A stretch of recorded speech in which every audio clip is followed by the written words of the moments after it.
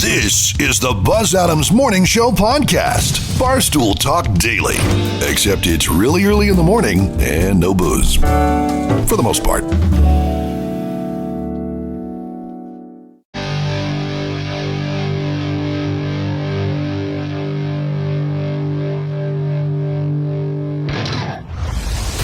Buzz Adams Morning Show, Monday through Friday, 5 to 10.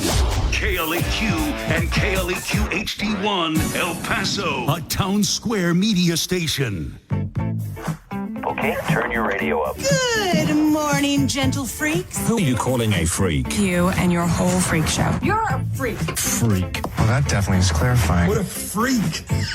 Freaky. I'll tell you what's freaky. Freaky Hump Day. Never heard of it. Never heard of it. We're trying something new. The grassroots viral campaign. Now your freak flag's flying. Let the freak out begin. Showtime. Time to wake up. Wake up time. Get out. Wow, you are so not a morning person. Get out. You need to cheer up. How do you suggest I do that? There's nothing funnier than morning radio. Where would I find that? On the radio? It's on right now. All right, not a morning person. A little slow on the uptake.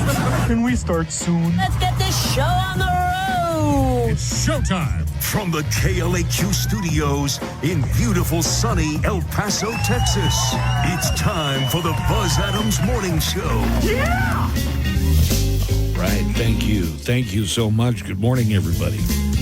And welcome to our day before Halloween edition of the Buzz Adams Morning Show. I'm going to look up the weather real quick. I'll let you know what, not today, but also tomorrow, Halloween, KLAQ Halloween Parade gets started at Album Park at 3:30 tomorrow afternoon. And starting tomorrow, also, the KLAQ Haunted House of Terror is going to be open for Thursday, Halloween night. And we're going to keep it open for Friday and Saturday. It's at 13900 Montana. You can get your tickets at the door. And we will also have more tickets to give away today on the morning show. Well, if you have entered already to be on the parade, then you'll want to get there early at Album Park tomorrow to make final preparations, whether you're in the Rock and Drive competition, the business category, or if you're just an individual walker walking in the parade. You can enter if you haven't signed up yet. You can do that on site at Album Park. We'll be there before noon, so early, getting all the preparations made at Album Park. Check out the Buzz Adams Morning Show float, which is going to be a banger, and it's courtesy of Jack in the Box. You can find out the parade route if you want to see the parade route laid out for you. Especially if you live in that neighborhood, you want to know if the parade's going to be going by your house. Oh, yeah. You can find that. Registration forms, rules, everything like that can be found at KLAQ.com. Good morning, Joanna Barba. Good morning, Buzz Adams. So I know you kind of rely on me to keep you up to date with what's going on in the World Series. Yes. The series, what is happening? The series is not over. The Yankees got their bats working. Yep. Really? And beat the Dodgers last night. They're playing again tonight, still in New York. Oh, snap. Series, the Dodgers have a 3-1 series lead I feel over like the Yankees. The Yankees really needed that. Well, yeah, it was good. If they hadn't won, it would have all been over. So Right. Steve Kaplowitz will be by later. We'll talk some sports, too. In addition to the Haunted House of Terror tickets that I have to give away, we're also getting giveaways for a lot of the upcoming concerts that are going to be in El Paso. Let me see if I can find that real quick. All right. Yeah, we did got get a an whole email. thing. Like, there's a whole new concert I forgot. email. All right. Kill Switch Engage is going to be at the Don Haskins Center March 11th. So we're already looking ahead to 2025 for this one. Win it before you can buy them this week. We'll have winners today, tomorrow, and Friday for the Kill Switch Engage concert at the Don Haskins Center. Coming up tomorrow, that is right, Halloween, Stryper is going to be performing at the Plaza Theater. And we have tickets to give away for the Stryper show. I'm not getting any reaction from you, but let me tell you, there are some older rockers in the building from the 80s who I are, had who one are that gave pumped me up about Stryper. Ray Yeah, Ray. Excited for it. Ray He is has beside told me. himself with excitement Yeah. to see Stryper at the Plaza Theater tomorrow night. He was telling me, yeah. We have tickets to give away for that one, too. I got an RAP for you here. Oh, no. Terry Garr passed away. Oh, I did hear she had MS. Yeah. She was, there was a period there in the 80s where she was in so many different movies. Mr. Mom, Tootsie, of course, Young Frankenstein, Dumb and Dumber. I don't remember what she was in Dumb and Dumber, but... Dumb and Dumber. She was nominated for Best Supporting Actress for 1982's Tootsie. Also, she played Phoebe's biological mom on Friends, which was a stroke of genius casting there. It says here that, well, you know what? I'll have some audio coming up in Today in Sound Clips, but some of the celebrity messages are pouring in about the passing of Terry Garr. Joanna, Hollywood news. Unless that was one of your stories that I messed up for you. What's coming up in your Hollywood Cheesemate this morning? I have a lot of Joker Folie à Deux news for you today, Buzz. Really? You are not the only one who thought it was pretty good. I figured I probably wasn't the only one. Well, now Quentin Tarantino is saying he really liked it. Quentin Tarantino, I think, and I have a lot in common when it comes to our movie taste, because he says that his favorite movie of the entire 1990s was not one of his movies. It was Dazed and Confused. And I think there is a case to be made that Dazed and Confused could be the best movie to come out of the 1990s. Great movie. Amazing movie. So we'll have that coming up in the Hollywood Cheesemate here in just about an hour. Also, we're going to have 3 random facts on the way for you. Let's get a look at this El Paso weather and special focus on tomorrow, because that's the KLAQ Halloween parade. All right. Mostly sunny today. 71 is going to be the high temperature. Winds are going to be up again. It was really windy and even dust in the air yesterday. Goodness. Yeah. Did you get so much dust It was over pretty there? nasty. It kind of made you want to stay indoors all day because it was so windy and dusty. Well, we're going to have those winds back, 15 to 20 mile an hour winds, which are similar to what we were having yesterday. It might have been a little bit windier yesterday. Then for Halloween, the magic date, light winds, sun's going to be out, Joanna, because we're going to be in costume. Well, a lot of us will be in costume. 75? Okay. How does that sound? Not bad. Right. We've had It's been worse before. I can tell you, we've had it where it was way too hot, especially given the costumes and the makeup We've that we had had on. one where it was so cold. Which one, what were we doing? I remember being in the Hocus Pocus one. Oh, it was Hocus Pocus. So not that, man, it was cold. Yeah. For the rest of the weekend, let's go ahead and take a look at what's happening for the rest of the weather weekend. A little chance of rain on Friday. We're going to say in the evening about 20 or 30% chance of rain.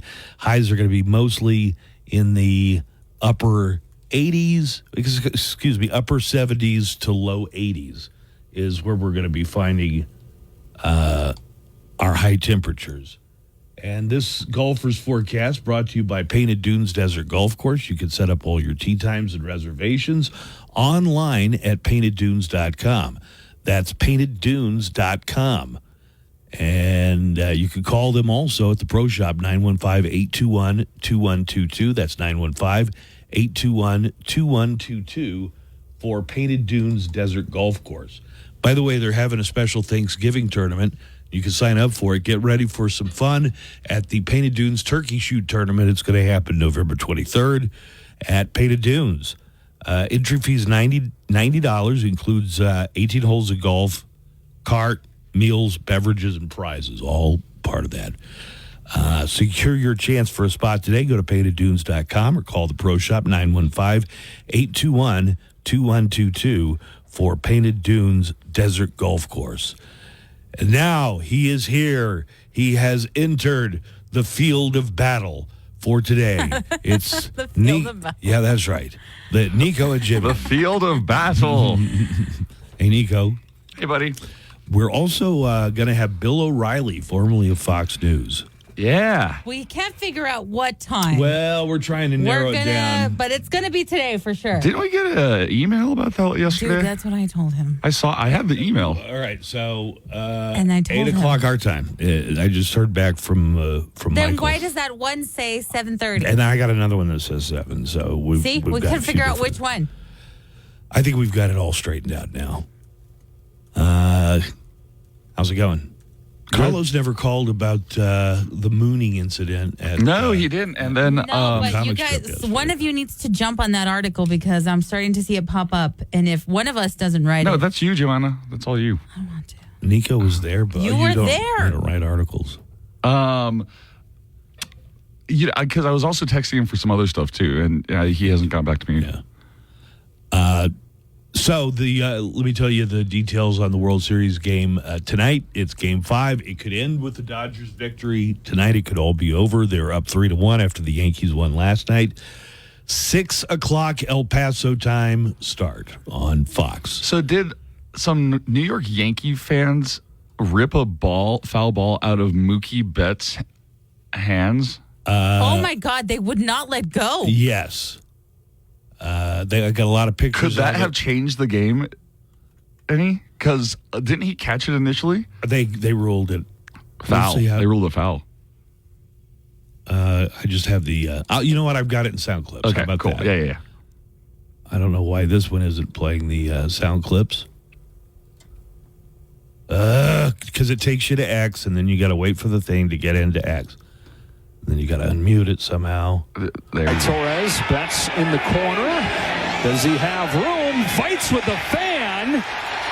And they're going to say that it's an out and fan interference. Yeah, so a couple of fans in the stands, one of them grabbed Mookie Betts' wrist, and the other one was trying to pull the ball out of his glove. Insane. So they ruled it an out. It was ruled an out. Okay, thank God. All right, we've got Today in Sound Clips coming up here in just a few minutes. All of the day's news with accompanying sound bites and actualities. It's Halloween tomorrow. It is Halloween tomorrow. I don't want to forget about that. The Daily Calendar. Today, October 30th. It's the day before Halloween. It's Mischief Night, Cabbage Night, Devil's Night, also National Candy Corn Day and Haunted Refrigerator Day.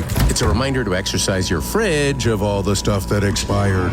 But if you really want scary, and I know you do, it's Text Your Ex Day. Or you could just clean the fridge.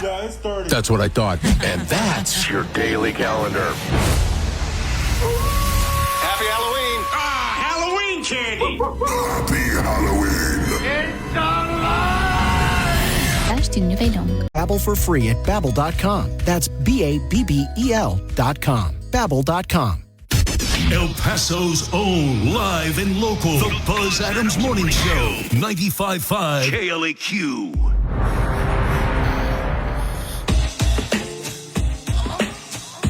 We've got Today in Sound Clips on the way in just a minute. Got a few phone calls already lined up this morning. And Bill O'Reilly, formerly of Fox News, is going to be on at 8 o'clock today. I don't think my grandpa could be more proud of me.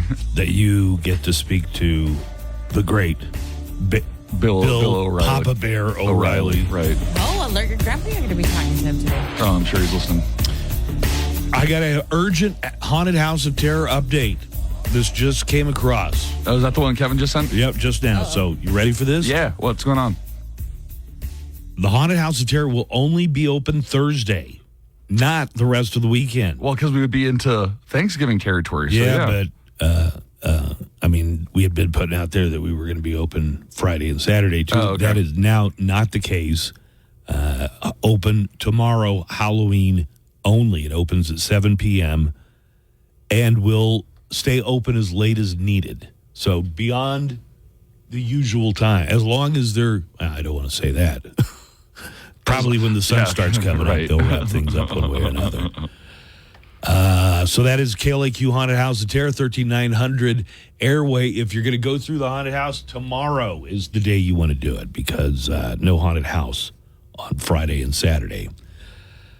Q Connected is going to run in its entirety. Our new music showcase features new songs from Corey Marks, along with special guest Sully Erna of Godsmacks. Life's Agony is another band you're going to be hearing, and Daniel always takes time to put the spotlight on local bands and talent. So you're going to hear some Sparta, some Late Night Drive Home, and Tony Jupiter. It's Q Connected, nothing but new rock and a focus on local and regional rock. Q Connected Sundays 5 to 7 on 95.5 KLAQ. Let's go ahead and get into our sound clips. And now, Today in Sound Clips. All of the day's news with accompanying sound bites and actualities. It's time for Today in Sound Clips. And we will talk about the full court press for the presidential race, for really a lot of elections around the country. During her closing argument last night, Vice President Kamala Harris again repeated her call to turn the corner from the Trump era. Donald Trump has spent a decade trying to keep the American people divided and afraid of each other. That is who he is. But America, I am here tonight to say that is not who we are. That is not who we are. More from the vice president's speech. Kamala Harris promised last night that she would work to bring the country together. I pledge to seek common ground and common sense solutions to make your life better. I am not looking to score political points. I am looking to make progress. And let's hear from the other candidate. Yesterday, Trump laid the blame for all of America's woes, especially economic, at the feet of the Biden-Harris administration. Millions of Americans are lying awake at night, worried about how they'll pay their bills because Kamala wrecked their family finances. Speaking to a large crowd in Allentown, Pennsylvania yesterday, Trump asked the crowd if they are better off now than 4 years ago. Are you better off now than you were 4 years ago? I don't think so. I'm here today with a message of hope for all Americans with your vote this election. Oh, do I look forward to this election. Meantime, Joe Biden, who I want to remind everybody still the president. I feel like that slips a lot of people's minds. He was talking to a crowd in Baltimore, and Joe Biden announced that his favorite pudding is tapioca. Sorry, tapioca. Misread that. President Biden announced a new $3 billion funding package to improve the nation's ports. Nice. For years, I've been saying it's not enough just to rebuild America. We have to build it back better and stronger than before. That's why today I'm proud to announce we're delivering $3 billion in funding from my Inflation Reduction Act to help clean up and modernize ports in 27 different states and territories. God, I love that old man. Biden? Yeah.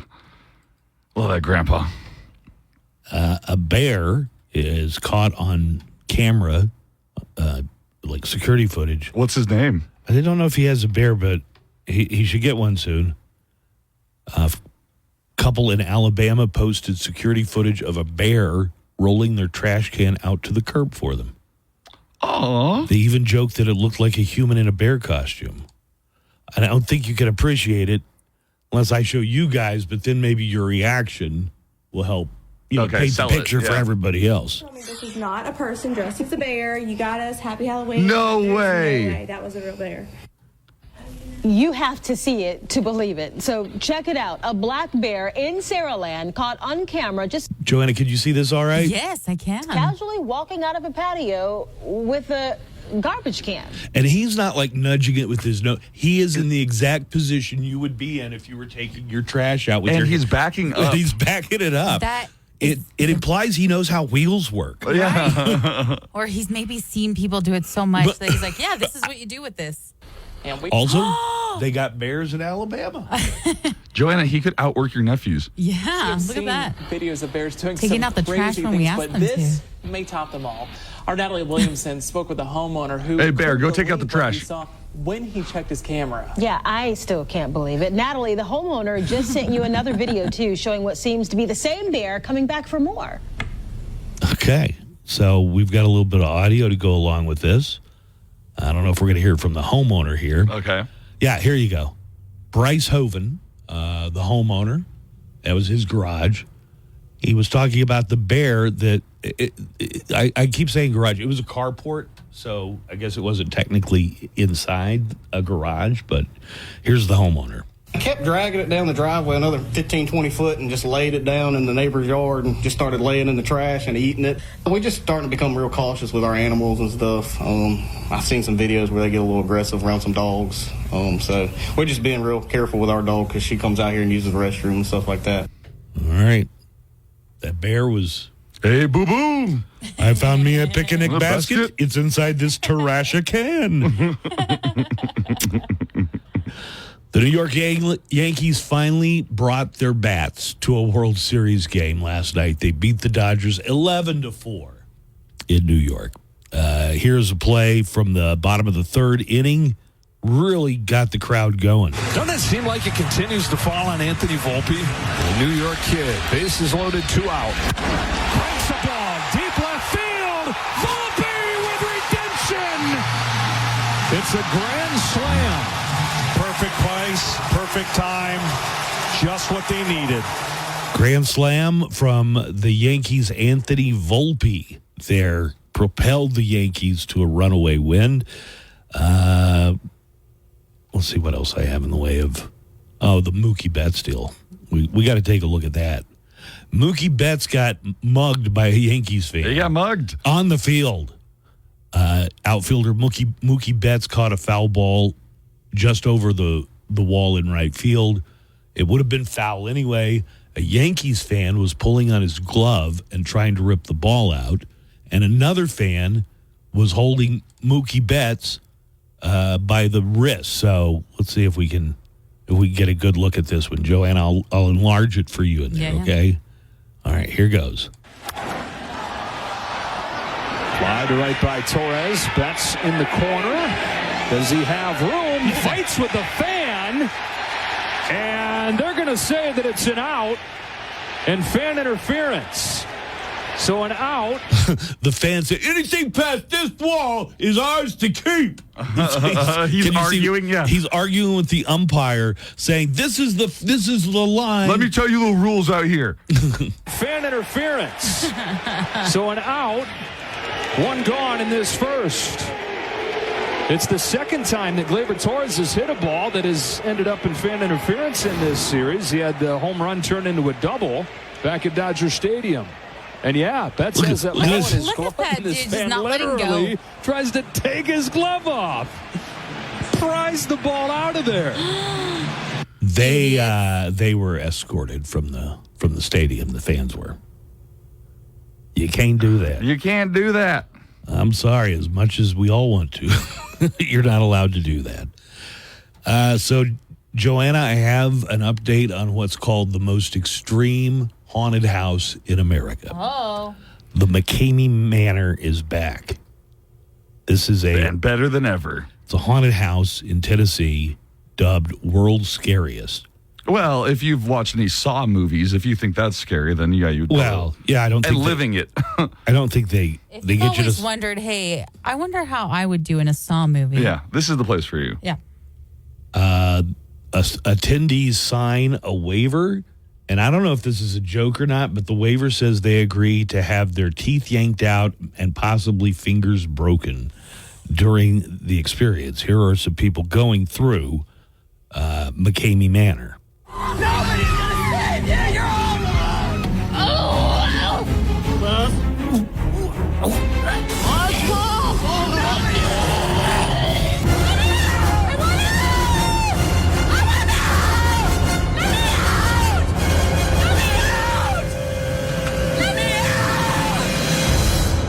It's really intense, and I don't think anyone knows what they're in for if they go here. So let me read a little bit about this. That doesn't look. What? I don't dare play the audio direct from the vid because there's so much screaming and cursing. Right. But they're duct taping people, they're waterboarding people, And they're putting who knows what in their mouth. They're like, you don't have to pay anything, but they take donations of like dog food as payment. And they say you can leave. And I guess the big point is they're like, you can stop. No, for a long time, there was no out. They eventually implemented a safe word. I do that you can remember use. for the longest time they didn't have like you can get out anytime you want it. Well, or in that documentary, The Darkest Tourist. God, Joanna, look at this. What's that? They just dumped a whole basket of snakes on top of this guy. Oh, no. Freaking snakes. Joanna, nightmare. I know. I would never. It has been continuously dogged by complaints of violence and calls for it to be shut down. Anyone who finishes the experience is promised a $20,000 award, but so far no one has completed the McCamey Manor.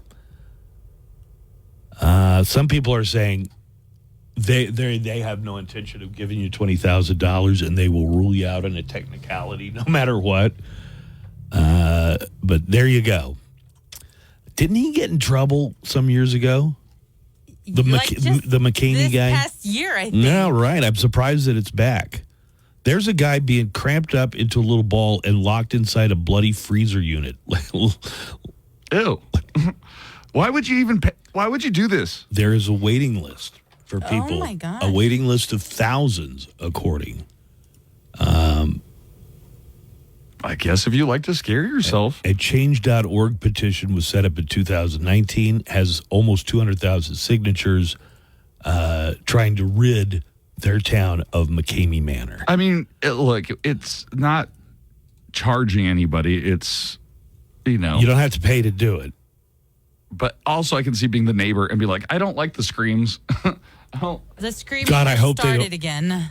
One of the things about our haunt is we try to put it away as far away so nobody's being kept awake at night. But the first year we had it, the very first year we had it, it was downtown in the building next to when Club 101 was downtown. Mm-hmm. So that entertainment district, it was on the bottom floor. Well, guess what was on the second, third, and fourth floor?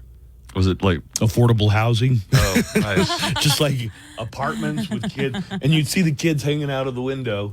It's 11 o'clock at night. 11 o'clock at night. Nah, the kids are just watching everybody get scared. But it's blaring metal music the entire time that the thing's open.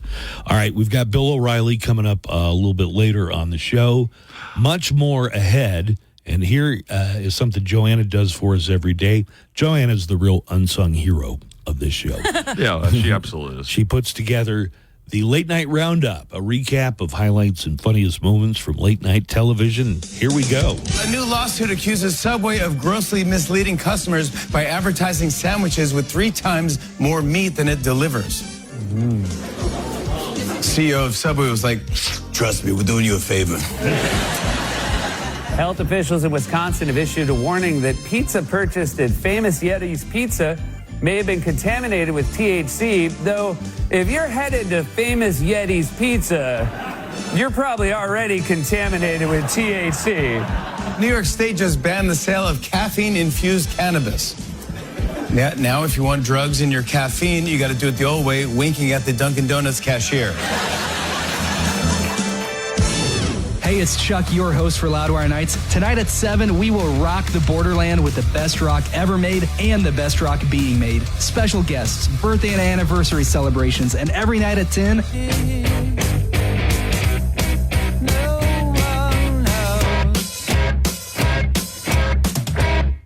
95.5 KLAQ, El Paso's best rock. Let's talk about the Cowboys' next matchup. It's going to be on KLAQ, of course, the official radio home of Dallas Cowboys football in El Paso. This Sunday, the Cowboys are going to do everything they can to get it back to a 500 record. They travel to Atlanta to take on the Falcons, the NFC South leading Falcons. We got an early game start here, so our broadcast starts with the pregame on KLAQ at 10 a.m. Dallas Cowboys football on the Q is brought to you by Miller Lite, the only beer of the Dallas Cowboys, 915 Tours, and Border City Ale House. Border City Ale House is the home of the 600 ESPN El Paso Monday night football watch parties. How about a few calls here? Yeah. What is today? Wednesday? Are you going to play ODGs? Yeah, I think I'll play ODGs. There might be what you might mistake for strong language in this call, but it's not. I don't think it is. What's up, Mo Show? It's ODG. When y'all were playing that Mr. Jenkins cat song yesterday, it got me to wondering why we call vaginas kitties, but the P word for kitties. Mm-hmm. There was a lot of answers. My favorite answer is because vaginas are so soft and furry, so we call them kitties. Although a lot of vaginas are soft and bald nowadays, they aren't soft and fuzzy. Furry. Google what is the origin of the word kitty, but with a P. You know which word. Here, kitty, kitty, kitty, kitty, kitty, kitty. Okie dokie. I like how he also doesn't say it, even though he's singing the song. Yeah, he kind of knows the rules. Yeah. Like when we don't want to say it. So, have you found a suitable answer? I have. Nico. This is the research that needs to be done, and I'm happy to do for all of you out there. Jenkins had a cat. He lost his cat one day. And when he couldn't find his cat, you'd hear old Jenkins say, "Oh, here, pussy, pussy, pussy, pussy, pussy, pussy, pussy, here, pussy, pussy, pussy, pussy, pussy, pussy, pussy, here, pussy, pussy, pussy, pussy, pussy, pussy, pussy, here, pussy, pussy." All right, do you want to know the? You want to know the? Pussy, pussy, pussy, pussy, pussy, pussy, pussy. Yeah, where it comes from. So the word pussycat or pussycat as a that's got to be old because Puss in Boots is like an old time thing, right? Well, so around the 17th century, probably, where you get pussycat. The 17th century? Yes. So 1600s. Around the 1600s. Technically, Shakespeare could have been alive when they started calling a cat a puss. Yeah, for sure. And this probably comes from the root Germanic word for cat, which is puss. P-U-S-S. That's the German word? Yes. Is puss. Puss. P-U-S-S? Yes. Okay. So, can you see now where we might get that from? Now, sure, possibly. Now, that's just for cat. Now, when did it start referring to female genitals? Well, there's a lot of theories about that. One, I love how you take it so seriously. One is that be prepared to show your work at the end. The French word for cat is chat. Yeah, C-H-A-T. It's also the same word for it's vagina. So is the filthy Is it French really? who started this? The Yes. filthy French. They might have been one of the first to start comparing it. Also, both are affectionate, strokeable, loving.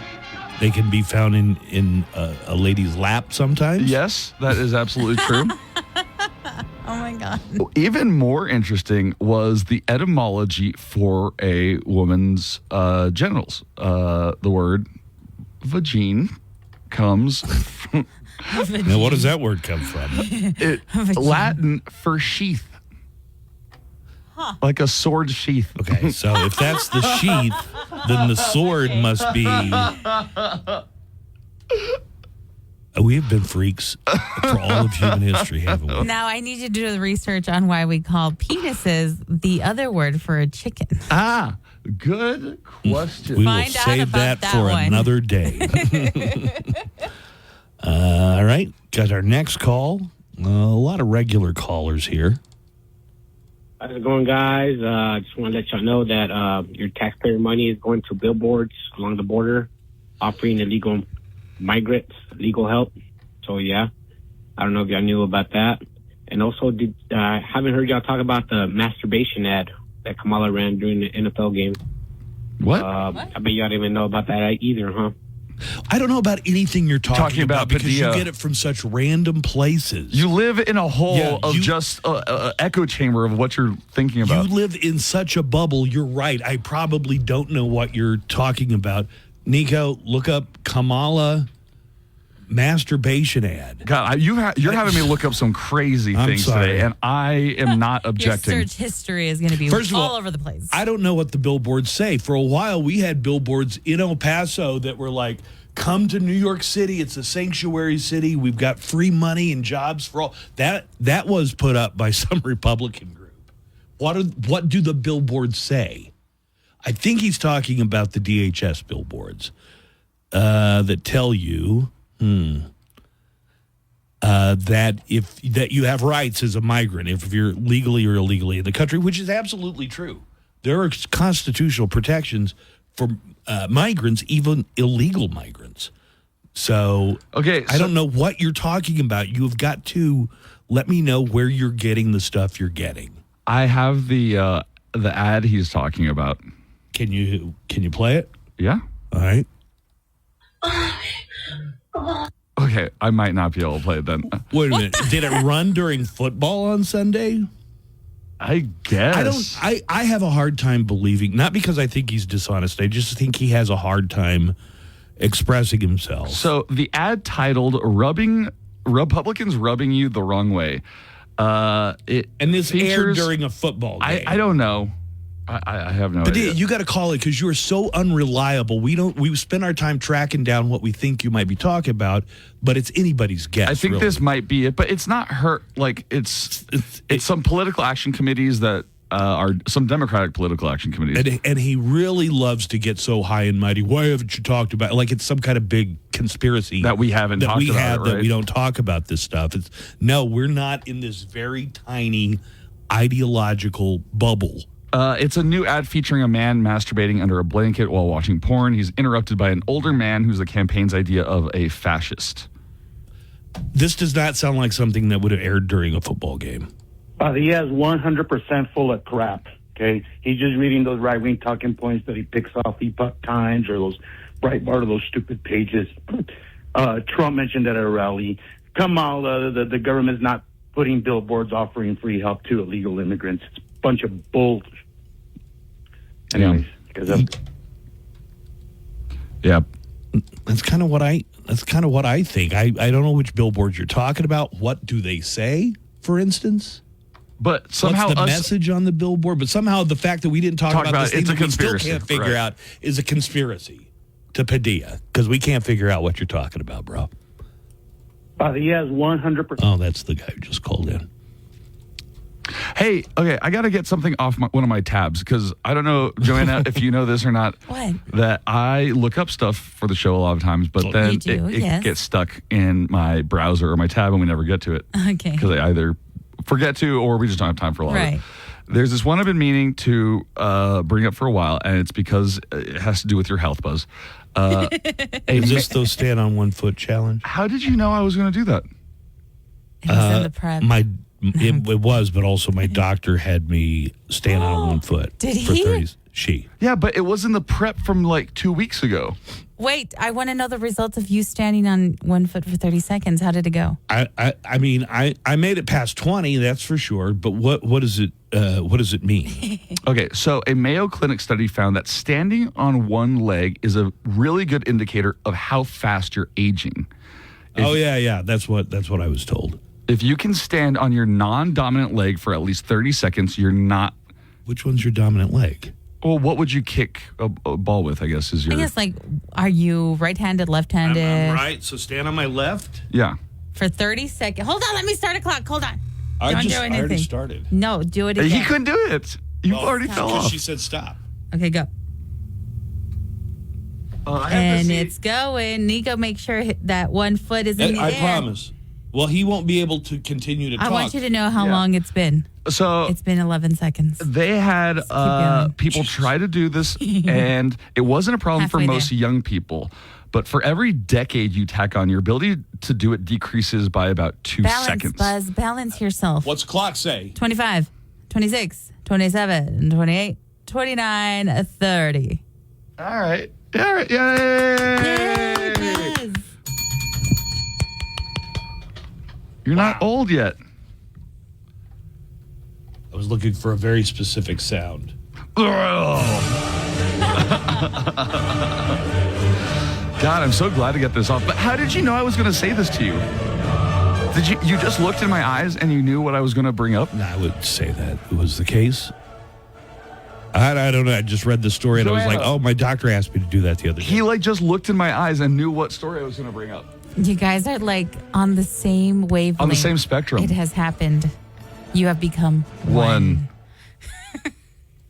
So I can stand on 1 foot for 30 seconds, but it's not like I didn't wobble a little bit. No, but it's a very good sign. It's a good indicator. It's a of your very health. good indicator. Well, the way I'm treating my body, it ain't going to last long. Yo, good morning. Your friendly neighborhood line cook. Just calling to say, hey, I think that Padilla guy got a little splash of the tism, if you know what I'm saying. He's got a little tism? Yeah. You know, I think he's quoting Theo Von, because Theo Von says that a lot. Just calling to say, hey, I think that Padilla guy got a little splash of the tism, if you know what I'm saying. I've been listening to a lot of the stuff he's saying, and you guys are right. It just don't make sense. It was his own little bubble of what the, So, yeah, someone needs to get that guy some help. Every time he calls, y'all need to check on him. Right. But I'm pretty sure. Sounds like he's got a strong bit of the tism there. So, just thought I'd throw that out there. Y'all have a good one. I would not speculate on that. Right. Actually, I'm sure there's people with a hit of the tism that might make more sense. Every time we get a call from Padilla, and Padilla, this is for you, it reminds me of a certain Nirvana song, a lyric from one of their songs. Oh, which one? I wish I was like you, easily confused. I wish I was like you. Come on, you know that one. Yeah. Hey, Buzz and Nico, you haven't heard of these things because you're the ones who live in an ideological bubble. And I love how you guys are getting so pissed off to know that you're supporting the party of perverts. All right, dude. Sick. You guys are freaking sick. You still haven't even told me what the hell you're talking about. Yeah, what does that mean? What are you talking about? Why is it the party of perverts? It's almost like it's a secret language. They mention a thing, and everybody within that tiny little They know echo what chamber. they're talking about. It's perverts. They know what they're talking. What are you talking about? See, that's Smooth Brain, right? I think Smooth Brain knows how full of crap he is. The difference is I think Padilla has doubts. I think Padilla's in this thing. But I will say Smooth Brain listens every single day to this show. Thank you. And but I don't think he's a guy. I think he's an example of a guy whose mind you can't change. You'll never get him to admit he backed the wrong horse. Padilla still sounds like somebody you can reach, despite the tism. But yeah, please give us context for whatever arguments or statements you're making. With some kind Padilla's actually real good in the app chat. If you can send us like a link or something. Yeah, he normally does. But then it's usually from a place. It's from like Epoch Times, which is a joke news site. Or the Babylon Bee. The Babylon Bee, also a joke news site. Like sending something from the Onion. But yeah, and then Smooth Brain and Padilla are like Pinky and the Brain. So Smooth Brain is the brain and Padilla's Pinky. Aw, narf. Let's take a break. We'll come back with our Hollywood Chisme in just a few minutes. We also have random facts for the day. And conservative icon Bill O'Reilly, formerly of Fox News, before he had to quit because of sexual harassment claims. Bill O'Reilly will be on with us in about an hour on the Buzz Adams Morning Show. This Halloween, we're Thanks, Mr. Chris. Chris, the situation. Like a good neighbor, State Farm is there. State Farm, Bloomington, Illinois. The Buzz Adams Morning Show, Monday through Friday, 5 to 10. KLAQ and KLAQ HD1, El Paso, a town square media station.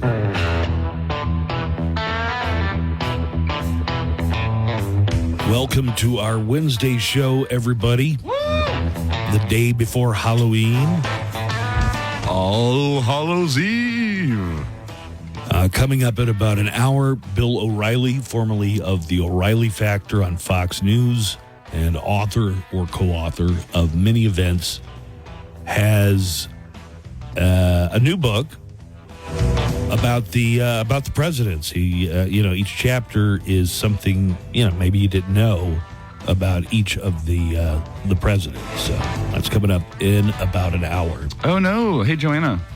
Yeah. Did you see the email from Kevin? I think there's a big traffic jam on I-10. Joanna will check that out. Okay, I will. But we're going to get to random facts. I don't know. Can you?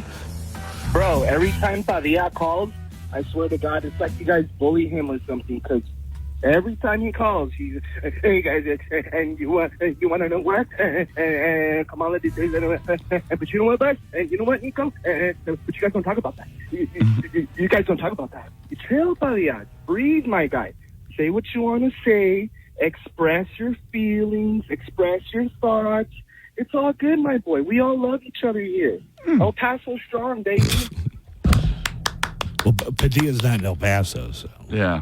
And as far as I can tell about Midland this strong. ad that's like, hey, the Republicans want to take your porn away from you, the struggle is real, folks. That is something that is happening.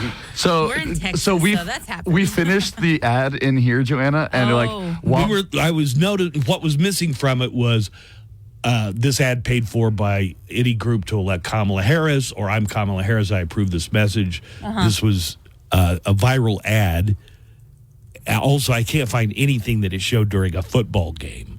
It says here the ad will be shown on television across 7 battleground states. None of them are Texas. So I think this means Padilla saw it on some right-wing, like red state. It might have played in Pennsylvania or Georgia. We don't know. Yeah, but he didn't see it in Pennsylvania or Georgia. He lives in Midland. Yeah, how would he? Right. Oh, he would have seen it through a report he got or something. Outraged because they posted it on wherever he's getting his news. Now, the thing that I hold out a hope for Padilla is he's at least listening to us. And it's usually us debunking the latest nonsensical thing that he said. I've never seen that ad before, so why am I not talking about it? Because I'd never heard of it before. Now that I've heard of it, you don't make a point. This isn't Kamala Harris didn't make this commercial. Right. Joanna, so to describe how it finishes, which is ironic to even say about this, it starts off with a dude who is rubbing one out. Okay. And then a guy in a suit comes and takes his phone away. Oh my God. I mean, it's pretty graphic. It's clear what he's doing. You could probably you could see that. You could play it from there, such an probably. optimist. So the ad is by the Progress Action Fund and Defend the Vote. So they're the ones who put together the ad.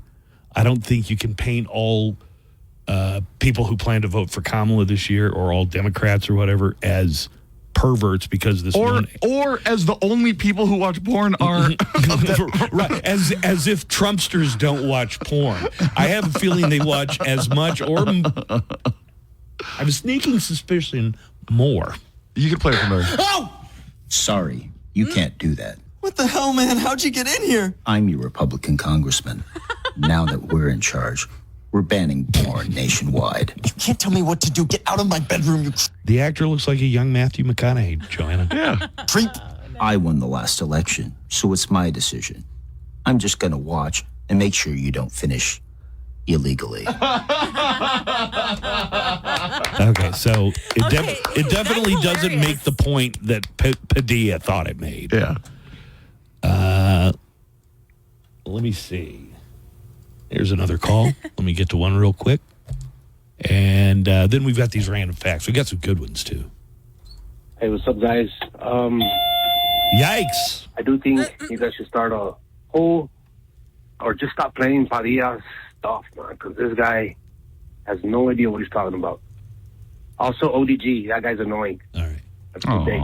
With Padilla, it's like solving a mystery. It's like unraveling what the hell is he talking about. You should hear the ones we don't play from ODG. Right, you should hear the ones we don't. We play the ones that are tame. The ones we play are tame compared to the ones that I won't play. Joanna's got the Hollywood Cheesemade coming up here in just a few minutes. There is going to be a game 5 of the World Series. The Yankees were slugging them yesterday. Brought the bats finally. So there will be a game 7. And that is tonight in New York for Yankees or for the World Series. That's on TV tonight on Fox. Over on ABC, it's the Golden Bachelorette.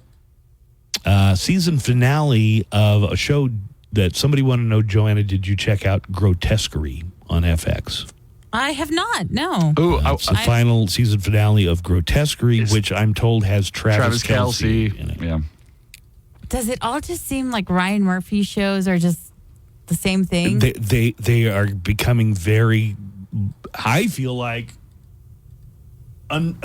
too predictable. Yeah. So this is a Ryan Murphy show? Yes. Yeah. I thought, but it has Niecy Nash in it, which I'm a big fan of. I thought they were onto something when they made him scary, you know.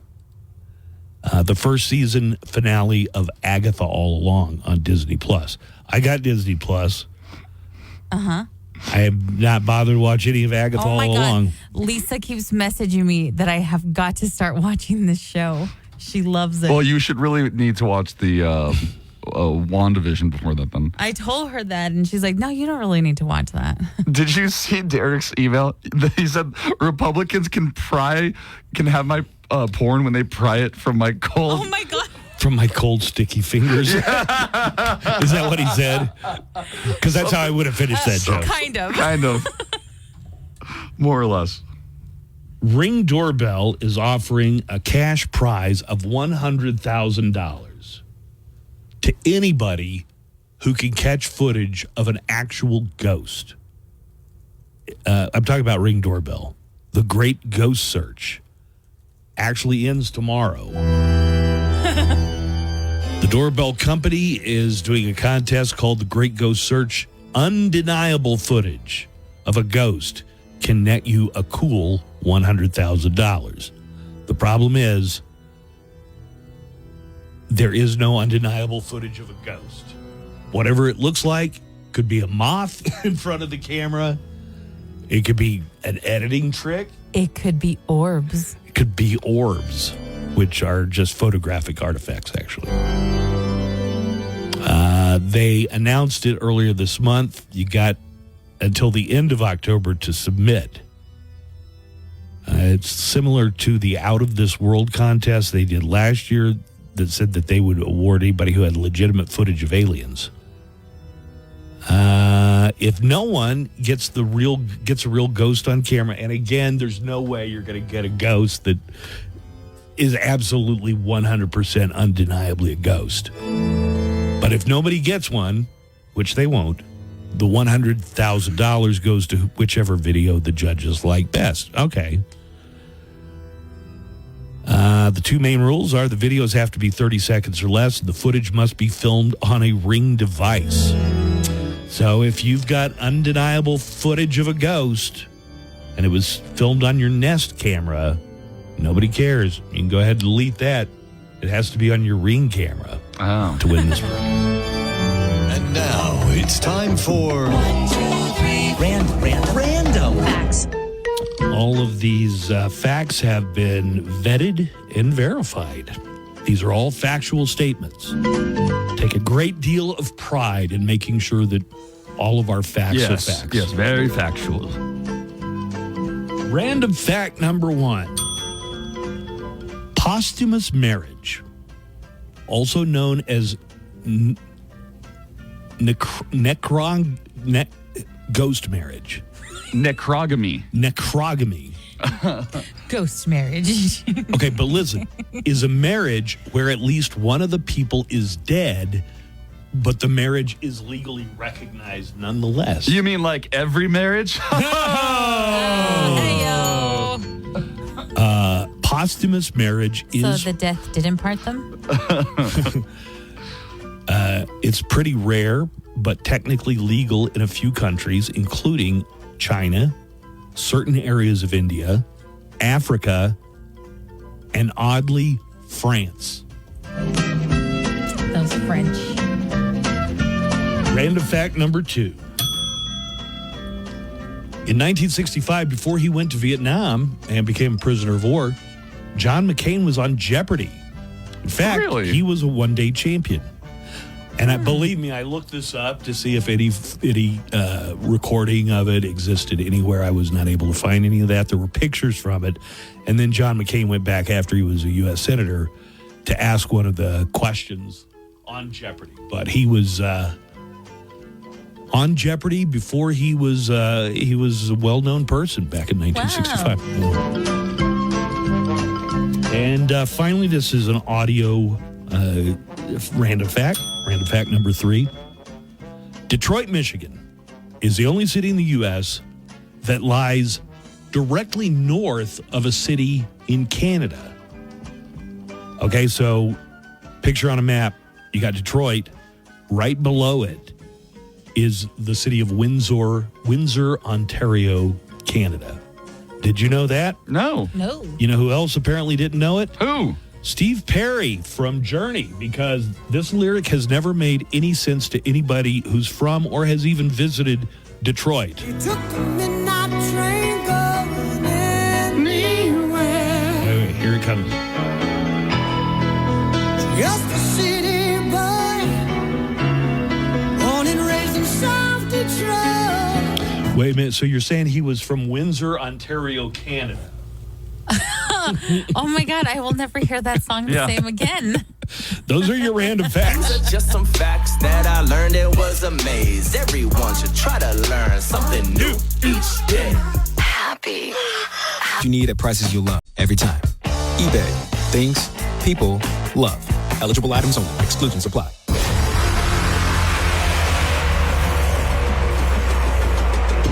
You are about to witness the most astounding living monstrosity of all time. Buzz Adams is back.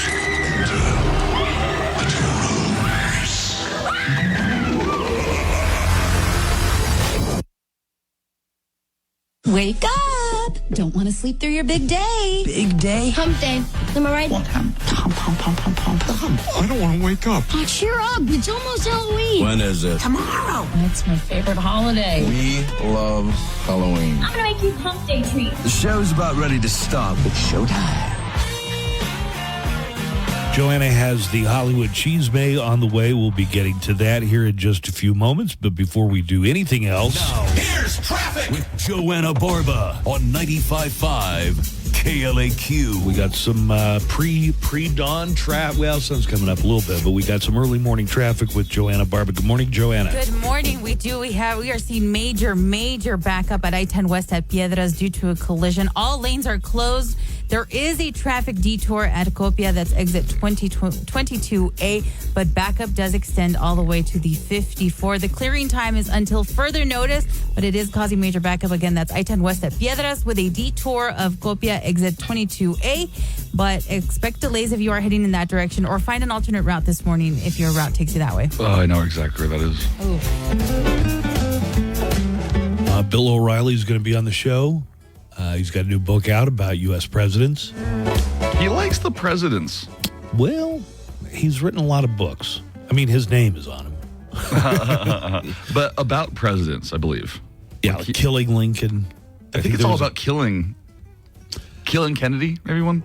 Could be. Could be one. Wait. So you're telling me Padilla is not even from El Paso? That's crazy. I hope you guys know that he's just doing this, just like a lot of Trumpers. They just do this just to, I don't know, get a reaction from you people. I hope you know that, right? Like, because everything they say, it doesn't make sense. Not everything, but a lot of stuff that they say, it's like, what? Like, WTF, bro. Like, even then, they can't be that ignorant to believe their own things. Come on, guys. Get it together. Love the show. Well, I don't think Padilla really knows what to believe, but yeah, for me to understand this thing, you're outraged that I'm not talking about this thing. I have to go to some off-brand MAGA website that I've never even heard of to even find the thing that you're talking about. It's like the Kirkland conservative websites. Well, here's a good thing. If it's an actual story that has some legs, it's going to be on the real news.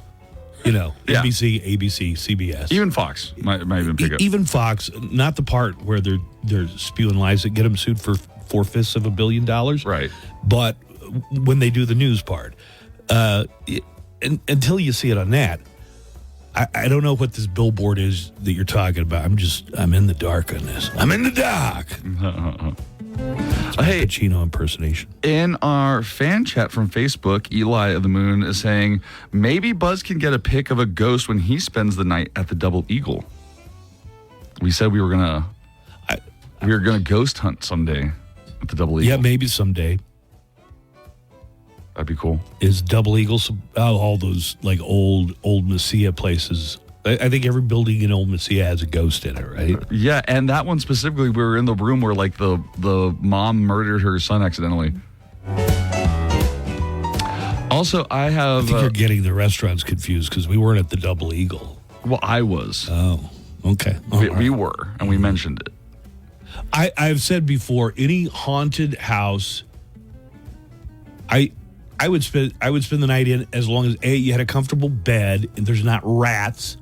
I'm not going to get bed bugs. I mean, I'm only scared of the things you might get by sleeping in an old decrepit house. But as far as being afraid of a ghost, I'm not afraid of a ghost. I'm afraid of a rat and getting rabies. What else did you want to bring up? Okay, I have a ridiculous "Am I the a-hole?" that I just want you to hear the. You don't want to do the full treatment here. Not right here, but I just want you to hear the top line, the part where they ask, "Am I the a-hole for not believing my boyfriend when he told me that he suddenly became gay due to the altitude difference when he was on a work trip in Utah?" This is a long post, too. Like, this is not a parody post. And this is the girlfriend? Yeah. Trying to figure out if it's true or not? Yeah. Or if she's the a-hole? If she's the a-hole for not believing that it might be possible. Yeah, I don't think that's possible in the least. I don't think you get gayer the thinner the air is. There would be no Nepalese people. I want to know how she played it off. I know. That's not how it works. The story to come. Yeah. So we are going to do it? Or you want to hear eventually? We'll hear the whole story eventually. Joanna, is your news report today Bruce Springsteen free? Yes, it is. Okay. What about Oasis? It is, yes. Oasis free, or you have Oasis? I have no Oasis. Okay. Did you hear? So 50,000 tickets have already been canceled. I have heard. Why? At the British show. I guess for resellers. For resellers, yeah. They got a hold of them. So they canceled the tickets? Yeah. Meaning the resellers can't, or the people who bought them from the reseller are out of their money? All good questions. Yeah. How do you do and that? That's why I didn't do it, because I was like, now I got to do all this research. Now I got to do all this research. But it just made me think, like, well, weren't people kind of already betting on how long before it was going to... They're betting on how long it's going to take before the brothers start fighting with each other. I'd say by the time they get to Champagne Supernova, the very first gig. The very first gig, yeah. They going to be fighting. That's hilarious. Forbes magazine recently announced that Bruce Springsteen is a billionaire. Well, the boss, Bruce, would like you to know that's not true. Here's a quote from Bruce. "I'm not a billionaire." Do you want me to say it like Bruce would? Yeah, say it like Bruce. Please. "I'm not a billionaire. I wish I was, but they got that real wrong." I don't know. Okay. He's got a kind of a growly voice to me. "I spend too much money on superfluous things, like a second pair of jeans." Now you're moving into Mississippi Mud Johnson. He says that when the musician becomes all about money, that's kind of when their careers go south, when money's their main priority. He says it's important for an artist to protect and nurture their artistic abilities. Quote, "If I'd failed at that, I would have failed at everything, in my opinion." Nice, Bruce. They wouldn't call me the boss. They'd call me the trainee. They'd call me the entry-level employee. Yeah, there you go. I guess they got the guy from The Bear to play Bruce Springsteen. Jeremy in a Allen biopic. White, yeah. And they had the first picture of Jeremy Allen White as Bruce Springsteen. How you look? Nothing like Bruce Springsteen. I got to tell you, not one single bit. There's nothing about him that looks like Bruce Springsteen at any point in his career. They're supposed to look a little like him. Yeah, maybe he's wearing the same wardrobe, but it looks like they didn't even try. Right, like they didn't just even put him try. in like a flannel shirt, leather jacket, and jeans. It would be the laziest Bruce Springsteen costume at a Halloween party circa 1985. If I saw that out, I'd be like, "Who are you supposed to be?" Right, just a guy with a jean, it's a flannel shirt. What are you, Kurt Cobain? They released Timothy Chalamet singing a Bob Dylan classic because he's going to be in that Bob Dylan movie. Oh, that's right. He looks a little bit more, at least. I guess so. Apparently, this is him singing, and I got to tell you, as a big fan of Bob, and somewhat, but yeah, I'm a big fan of Timothy Chalamet. If this is him singing, he does a pretty good facsimile.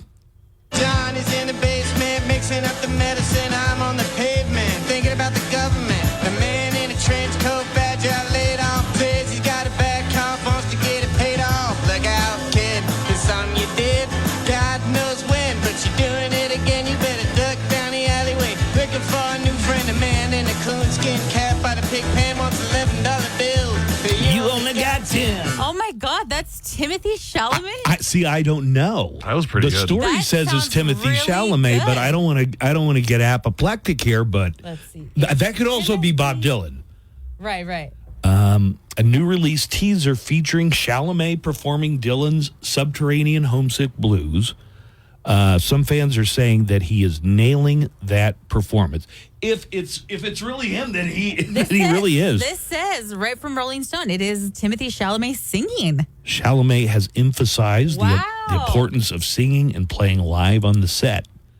Quote, "It was important for me to sing and play it on set because it was in the spirit of the movie to do it live." Wow.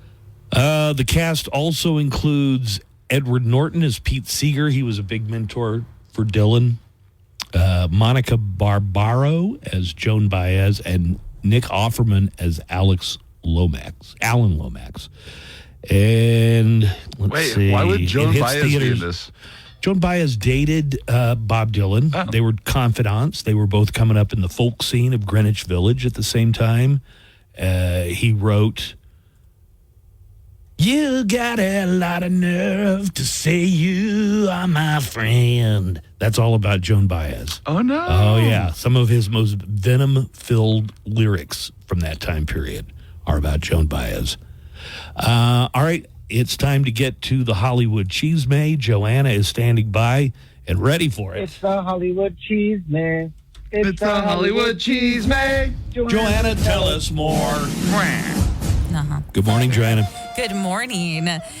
David Fincher is reportedly developing a new series based on the Korean hit Squid Game for Netflix, which has, prompted some strong reactions from Mindhunter fans. If you'll remember, he did that season of Mindhunter, and then they came back with season 2, and then they never said they were doing a season 3, and now they're like, we're never going to do another Never going to season. do a season 3. Finish what you start. It feels like they were leading up to the BTK killer and the Atlanta child killing. Yeah, it ended up on a really good cliffhanger. And they've been building that thing up with Dennis Rader, the BTK killer, both seasons. And now they're like, nah, we're probably not going to do it. Yeah, what's up, Fincher? Fincher is reportedly developing the new series based on the Korean hit Squid Game for Netflix. Haven't there already been a lot of shows? Isn't there there's a reality show and a game show? The reality show. Yeah. The new season comes out, I think, in December. And now this one, they're saying, is just going to basically be an English language spinoff of Squid Game. That's according to Deadline. I think I have made clear that I really admire David Fincher as a filmmaker and a director, right? Yes. Social Network. Fight Club. Fight Club. Zodiac was brilliant. Yes. Yeah. Really like David get Fincher. To work on season 3 of Mindhunter, David Fincher. Yeah. That is all fans are asking for. Little is known about the project so far, but it's believed to be set in the United States this time. The Wayans brothers are reuniting for a reboot of their popular Scary Movie franchise. Yay. The first installment since 2013. Marlon, Sean, and Keenan Ivory Wayans said in a joint statement, quote, "We couldn't be more excited to be part of the new scary movie and work with each other again. This is a franchise we created more than 20 years ago. Remember people laughing in the aisles and hoping to see that happen again. We look forward to working with Jonathan Glickman and his team at the new Miramax to bring these laughs to theaters where they belong." Oh, I love the Scary Movie franchise. Those were great. I saw them in like the first two Scary Movies I saw in theater, and I was probably too young to see them, but my aunt was real cool, and she took me. Nice. Me and my brother. Yeah, You haven't seen any of them? You haven't seen any? No, you shut up. Really? Dude, we have to watch one. Are you serious? At least the first one, and the second one's really good too. It's kind of like in the spirit of the Zucker brothers movies, right? Like Airplane? Yeah. Yeah, right. The first Scary Movie hit the theaters in 2000, directed by Keenan and written by Marlon and Sean, who also star in it. The film parodies a plethora of horror movies like Scream, I Know What You Did Last Summer, The Matrix, The Usual Suspects, The Sixth Sense, and TV shows like Buffy the Vampire Slayer, and grossed a whopping $278 million against a $19 million budget at the global box office. There have been 5 installments, the last of which hit theaters in 2013. The new Scary Movie, which will be the first in a new era rather than just be Scary Movie 6, does not have a release date yet. I remember my aunt covering my eyes like for multiple parts in the movie. There's a lot of boobs. Like nudity. There's a lot of nudity Right. and stuff, and like every 2 minutes, a hand was coming to my face. Nice.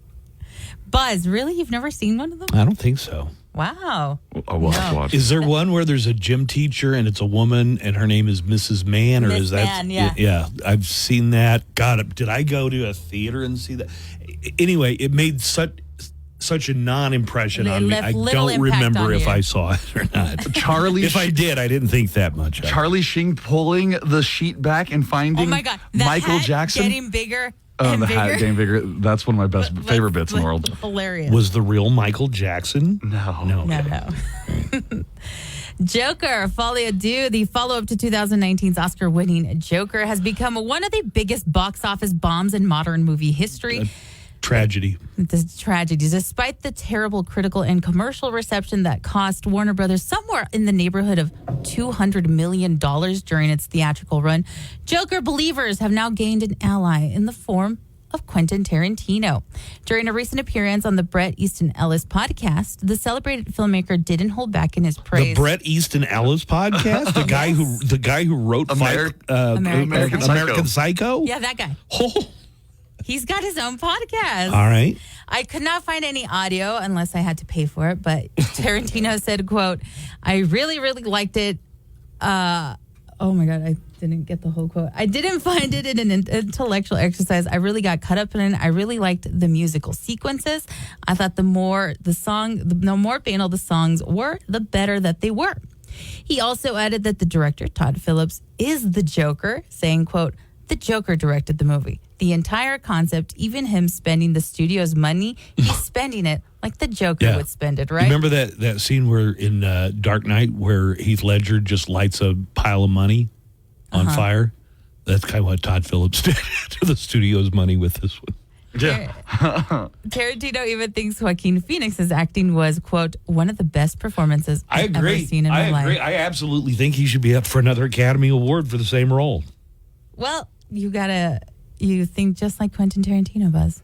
Did you read the interview that Joaquin Phoenix gave saying that Christopher Nolan had approached him to play Joker? Yeah, for The Dark Knight. For Dark Knight before Heath Ledger, and he said he wasn't ready for it at the He time. wasn't ready for that. That would have been crazy. That would have been crazy. You listening to that, Jared Leto?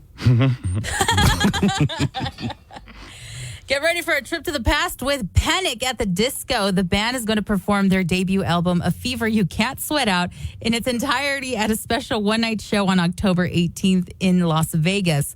The only question comes from the official announcement. which said, quote, we proudly present, led to the flood of questions about whether frontman Brendan Urie is part of that we. Urie left the band last year to focus on raising his child, and there's been no confirmation about his involvement. Panic is also set to headline at next year's When We Were Young Festival with Blink-182. So 2025 is going to be a busy year for panicking. And finally, Vera Farmiga, the Oscar and Emmy-nominated actor known for memorable performances in Up in the Air and the Conjuring series, has a new band called the Yagas. Taking their name from... Wait. Vera is the lady who's maybe 45 or the kid who's half that age because they're sisters? No, the older sister. The She is older the older sister. one from the Conjuring series. Okay. Taking their name from the Slavic folklore. Which, Baba Yaga. Baba Yaga. All about, what's his name? John Wick? Oh, Keanu Reeves. Yeah. The band's debut music video for The Crying Room debuted on Friday. Vera Farmiga said in a statement about the song, quote, "The Crying Room is about release and relief. It's about crying your heart clean. It's a song that was filmed during and in the aftermath of an eclipse and is about the eclipse of our soul." Here is a clip of the song.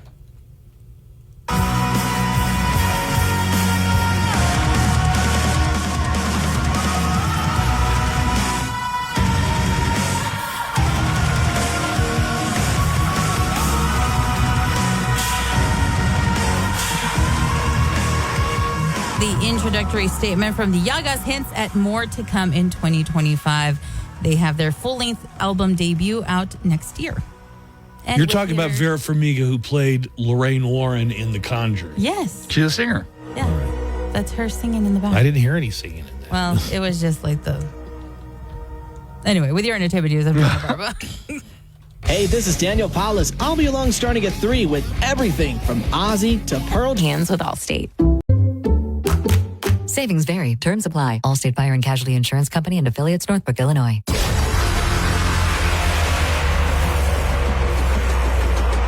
In Texas, everything is bigger, especially our chainsaw massacres. Speaking of cut-ups, the Buzz Adams Morning Show is back.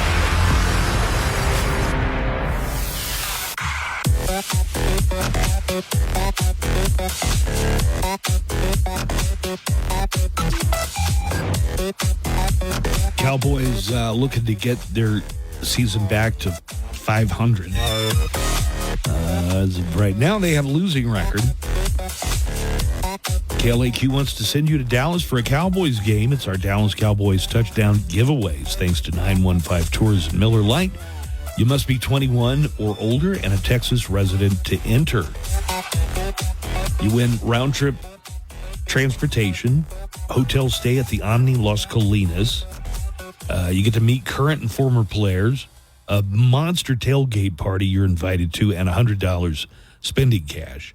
And you can fill out forms, possibly win this. I'm going to name a few places. Our Monday Night Football headquarters, Border City Ale House at 1506 Lee Trevino.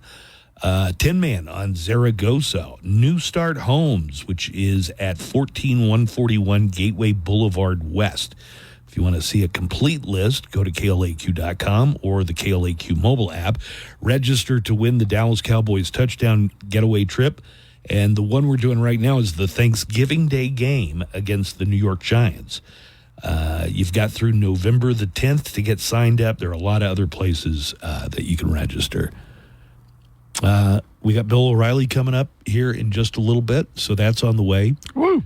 50 Cent says he was offered $3 million to perform at Donald Trump's Madison Square Garden rally, but he turned it down. I don't know if it's verified beyond that, beyond 50 Cent saying that he was offered $3 million. He said, quote, "I'm afraid about politics. I do not like any part of them. It's because when you do get involved in it, no matter how you feel, someone passionately disagrees with you." Well, the same thing goes for pineapple and pizza, too. Yeah. I think some people don't like to see... The Trump campaign denies 50 Cent was ever offered $3 million to perform. Oh, of course they would. Yeah, but... Did you want to hear the clip from Jason Kelsey? What's it about? So he's kind of starting a controversy over his opinion about lobster. Oh, I think this is going to open a whole can of worms. I think we got to move that conversation to the 8:00 hour. Oh, okay. Yeah. I'm trying to time it out. Yeah. Bill O'Reilly's going to be on. Bill O'Reilly's book is all about the U.S. presidents. What are we up to now? 46 of them? 47. 47 will be whoever's elected this year. Yeah. Okay. I can tell you just a few things about the book. I get review copies, but I have to read them on a computer. That's the only way to read them.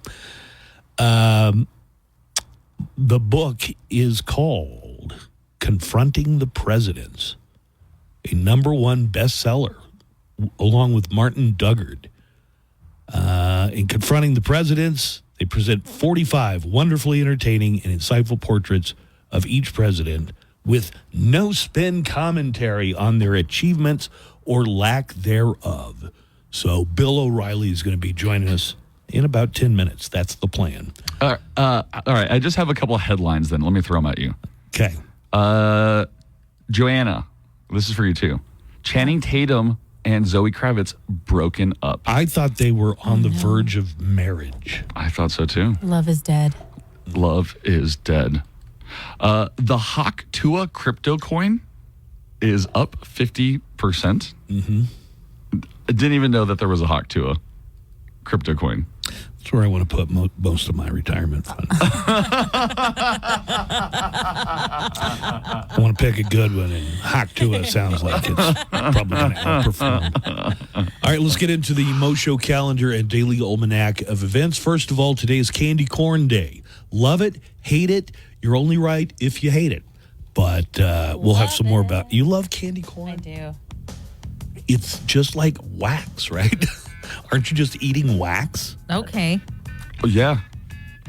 What's wrong with wax? In addition to National Candy Corn Day, today is World Audio Drama Day. Audio drama because it was on this date in 1938, Orson Welles made his famous or infamous War of the Worlds radio broadcast. You've heard the stories before. People were listening, and they did it like in a real news type of format, like there was a reporter on the ground reporting all this stuff, and supposedly half the country lost their minds. English class in middle school, we had to read it and listen to the whole broadcast. Mm-hmm. Birthdays today include presidential daughter Ivanka Trump, who turns 45 today. From Bush, Gavin Rosdale. Gavin Rosdale's 59 today. I like how you skip Ashley Graham. Ashley Graham, plus-size model's having a birthday today. She's 37. Actor Kevin Pollak, one of those really, really great kind of under-the-radar actors that turns up and is so good in so many things. Comedian, too. Yeah, he's a great impressionist. Yeah. So Kevin Pollak, 67 today. Henry Winkler, who played Fonzie on Happy Days, is having a birthday. I'm watching a show where he is a supporting actor called Royal Pains about concierge medicine. Oh. He's great. And Grace Slick of Jefferson Airplane, which turned into Jefferson Starship, and then just Starship. Grace Slick is 85. She quit appearing in public and touring and really has been kind of reclusive, I think, for about 30 years. Happy 85th, though, to Grace Slick. It's National Candy Corn Day. Let's have this discussion. According to a recent poll, 57% of candy corn lovers eat the whole piece in one bite. 28% say they bite the narrow white tip off, while 15% begin with the wider yellow end. Yeah, My you question gotta is, start going. why? Do you know what the flavors are based on, Buzz? Can you guess? Wax and petro-based chemicals, I would guess. It does have a waxy texture for sure. Sugar? Sugar is one of the flavors it's based on, but also butter. Oh, I can definitely sense some butter. And vanilla. Have you ever tried to stack them so that it looks like an ear of corn? No. Yeah. That's so that hilarious. it looks like corn. Man, I don't even have time to do my laundry. How am I going to have time to be stacking candy corn? Oh, speaking of butlers, you have Henry. Here's comedian Louis Black. talking about what he thinks is in candy corn. Candy corn, but using the word candy to describe it is wrong. Using the word corn is wrong. It does not taste like candy nor corn. It tastes like something that was made out of oil. You could take all the bags of candy corn and actually, if you melted them down, you could run a car. All the candy corn that was ever made was made in 1914. They never had to make it again. We never eat enough of it. We only eat 2 or 3 or 4 pieces apiece. Literally after Halloween, the candy corn companies send out their minions. And they go from garbage can to garbage can and collect the corn and throw it back in the bags. And it appears next year. Find out what's going on. Quirky facts about our region. Urgent things you need to know impacting your drive. And of course, nothing but El Paso's best rock. Oh. Device and new line of service. Phones of active service. Offer ends if eligibility requirements are no longer met. Taxes and fees apply. For network management practices, see Straight Talk's terms and conditions. The Buzz Adams Morning Show, Monday through Friday, 5 to 10. KLAQ and KLAQ HD1, El Paso, a town square media station.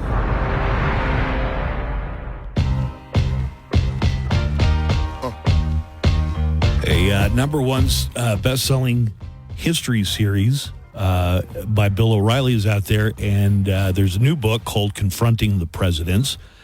Bill O'Reilly, along with his co-author, Martin Duggart, have written this and looks into every one of the presidents. Good morning, Mr. O'Reilly. Hey, guys, how's it down in South Texas? Well, you know how it is. It's a little dusty. It still gets up to 90 degrees sometimes, even though it's Halloween. So, you've been to you lived in Texas, right?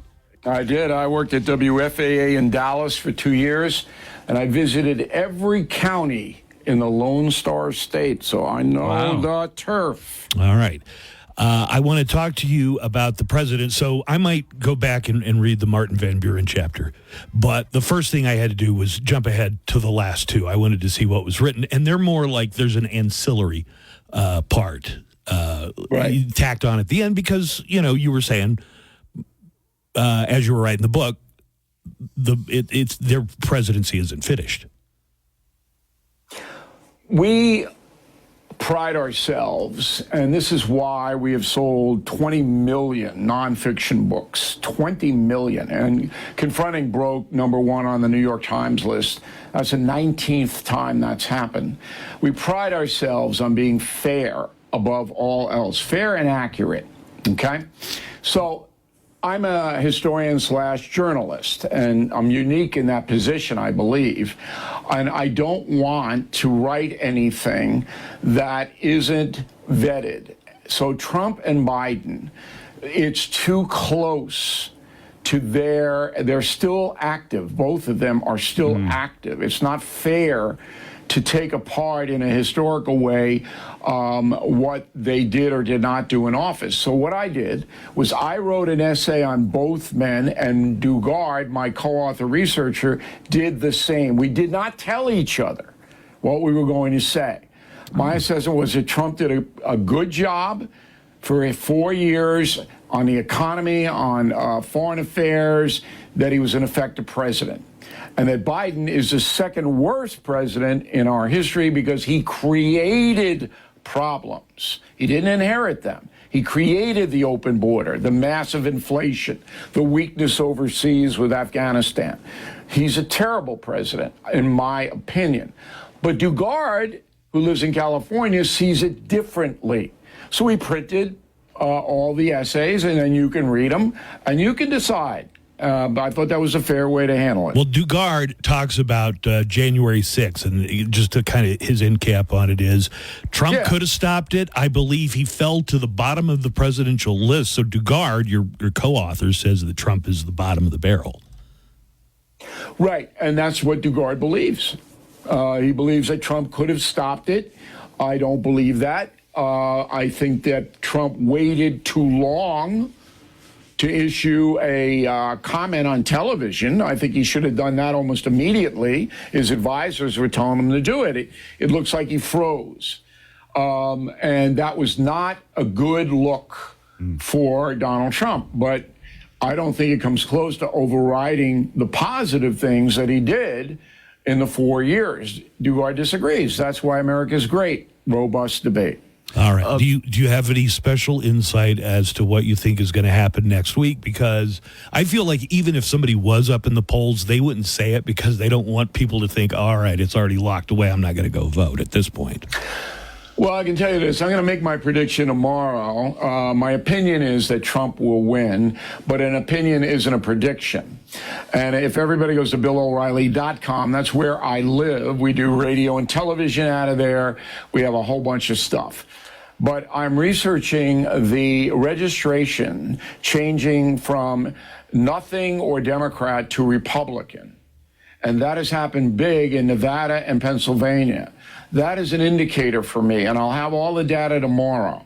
So and it's Halloween, which is appropriate to make a prediction on this year's presidential race. Can I tell you, Mr. O'Reilly, one thing that I really have to say, just a few years ago, I have a lot of respect when I heard you say this. Donald Trump was being interviewed. It was back when he was just real estate developer and TV star Donald Trump. And he was pushing the birther nonsense. And you told him to his face, I think, I can't quote you word for word, but it was basically, Donald, you're embarrassing yourself at this point. Look, my job is to watch out for the folks, for the American people. There was no truth to the birther thing. I had people in Honolulu. We researched both newspapers' birth advertisements. It would be impossible to forge that. So I had the data. Now, Trump used the issue to demean Obama. Politicians do that all the time, but my job is to report the truth. And that's what I did, and I told him, and that's all I can do. To his credit, he didn't, ghost me. But it goes hot and cold with Trump. Some weeks he likes me, and some weeks he doesn't like me. Yeah, but he also never admitted that he was wrong about that. No, but he never admitted ever. He never admits he's wrong about anything. I wrote a book, The United States of Trump. In the book, I quoted his son. I had a long conversation with Don Jr. about his father, all right?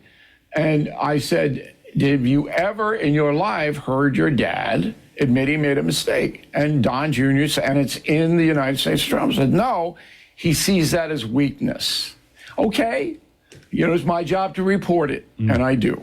Hey, Bill, out of all the 45 presidents that you researched, who did you find something surprising about that you didn't expect to find something surprising about?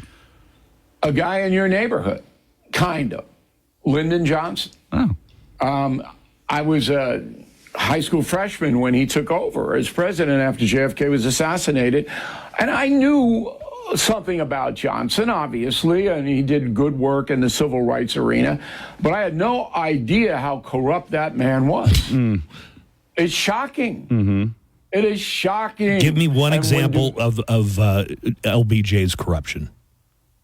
He established with his friend Bobby Baker, who went to prison, a bordello where senators and other politicians went in, and LBJ and Bobby Baker secretly taped them. Wait, was it called Big Johnson's Bordello? Because that would be could have been a good name for it. I think it had a number of names. Did it have an exclusive clientele of national and international bigwigs?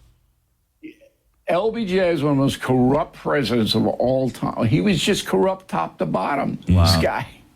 Apparently aptly named because there are a lot of stories about him just whipping it out anytime somebody asked him about it.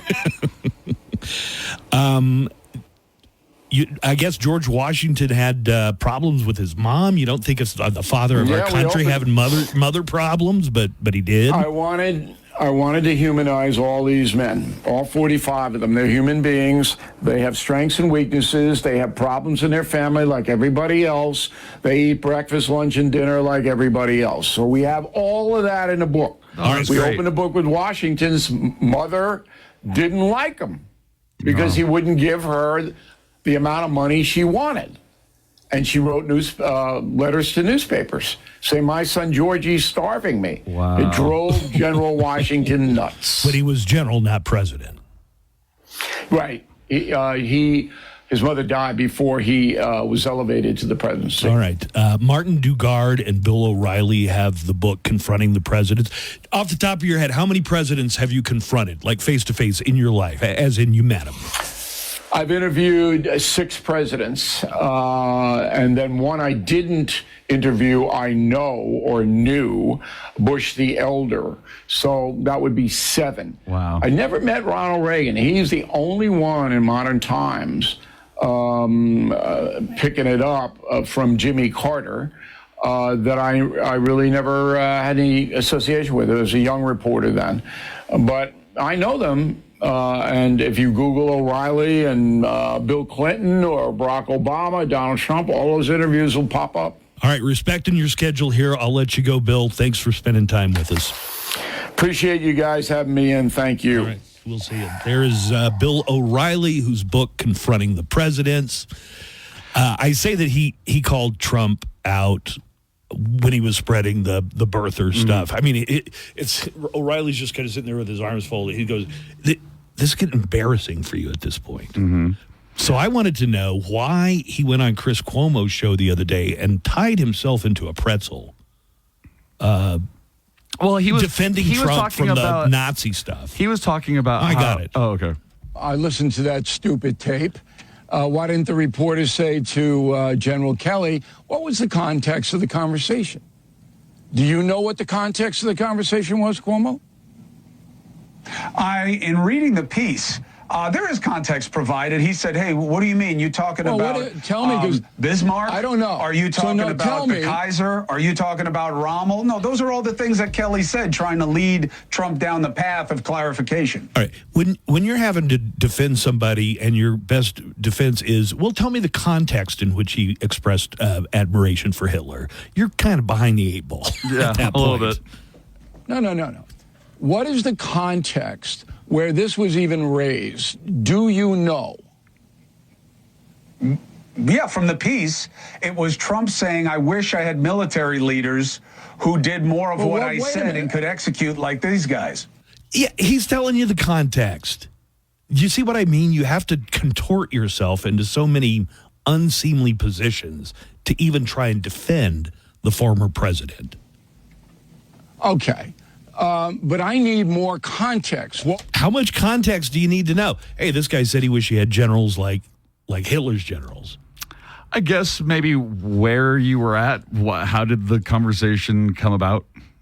Like if you're at a Nazi rally or where? Well, it would make more. I mean, it would be more surprise. Yeah, were they at like a soldier's funeral? And Trump said this. You know, I think it's bad wherever you say it. When it's like, I've got to report that this guy very much admired not just Hitler, but dictators, and was constantly asking why his generals couldn't be more like. The part I loved the most, though, was that General Kelly says, Rommel tried to assassinate him. Or had to commit suicide. After the July 20 plot to assassinate Hitler. And according to John Kelly, Trump didn't know who Rommel was. Right. So save me all this stuff about, he admired their generals for their military expertise. He didn't know who Erwin the Desert Fox Rommel was, which leads me to believe he only admires Hitler's, not his generals necessarily. All right, we're going to take a break. And Nico, when we come back, news headlines on the way. Right after this. Coming up after the Buzz Adams Morning Show, Glenn Garza and Daniel Paulus. Tank Road at I-10 in Eastland. That's all going down right now at Quick Quack Car Wash, 1341 North Zaragoza. We're going to be here till 10 for 95.5 The Q.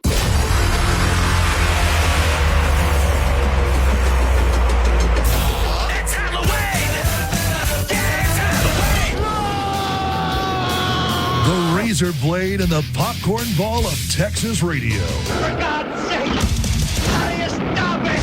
You care. Welcome to The Buzz Adams Morning Show is back.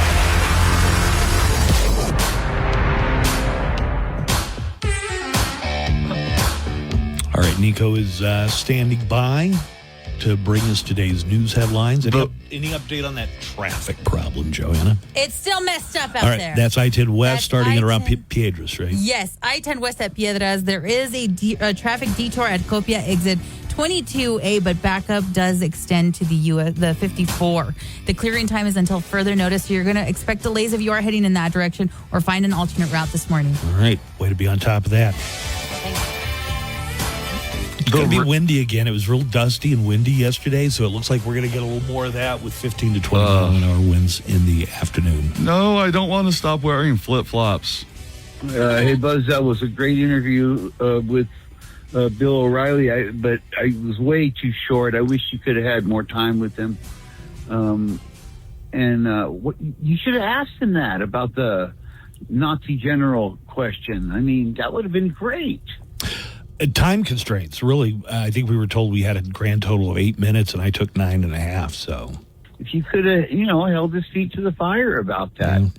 But, man, it'd be great if you could get more. I was kind of on probation with our interview agency.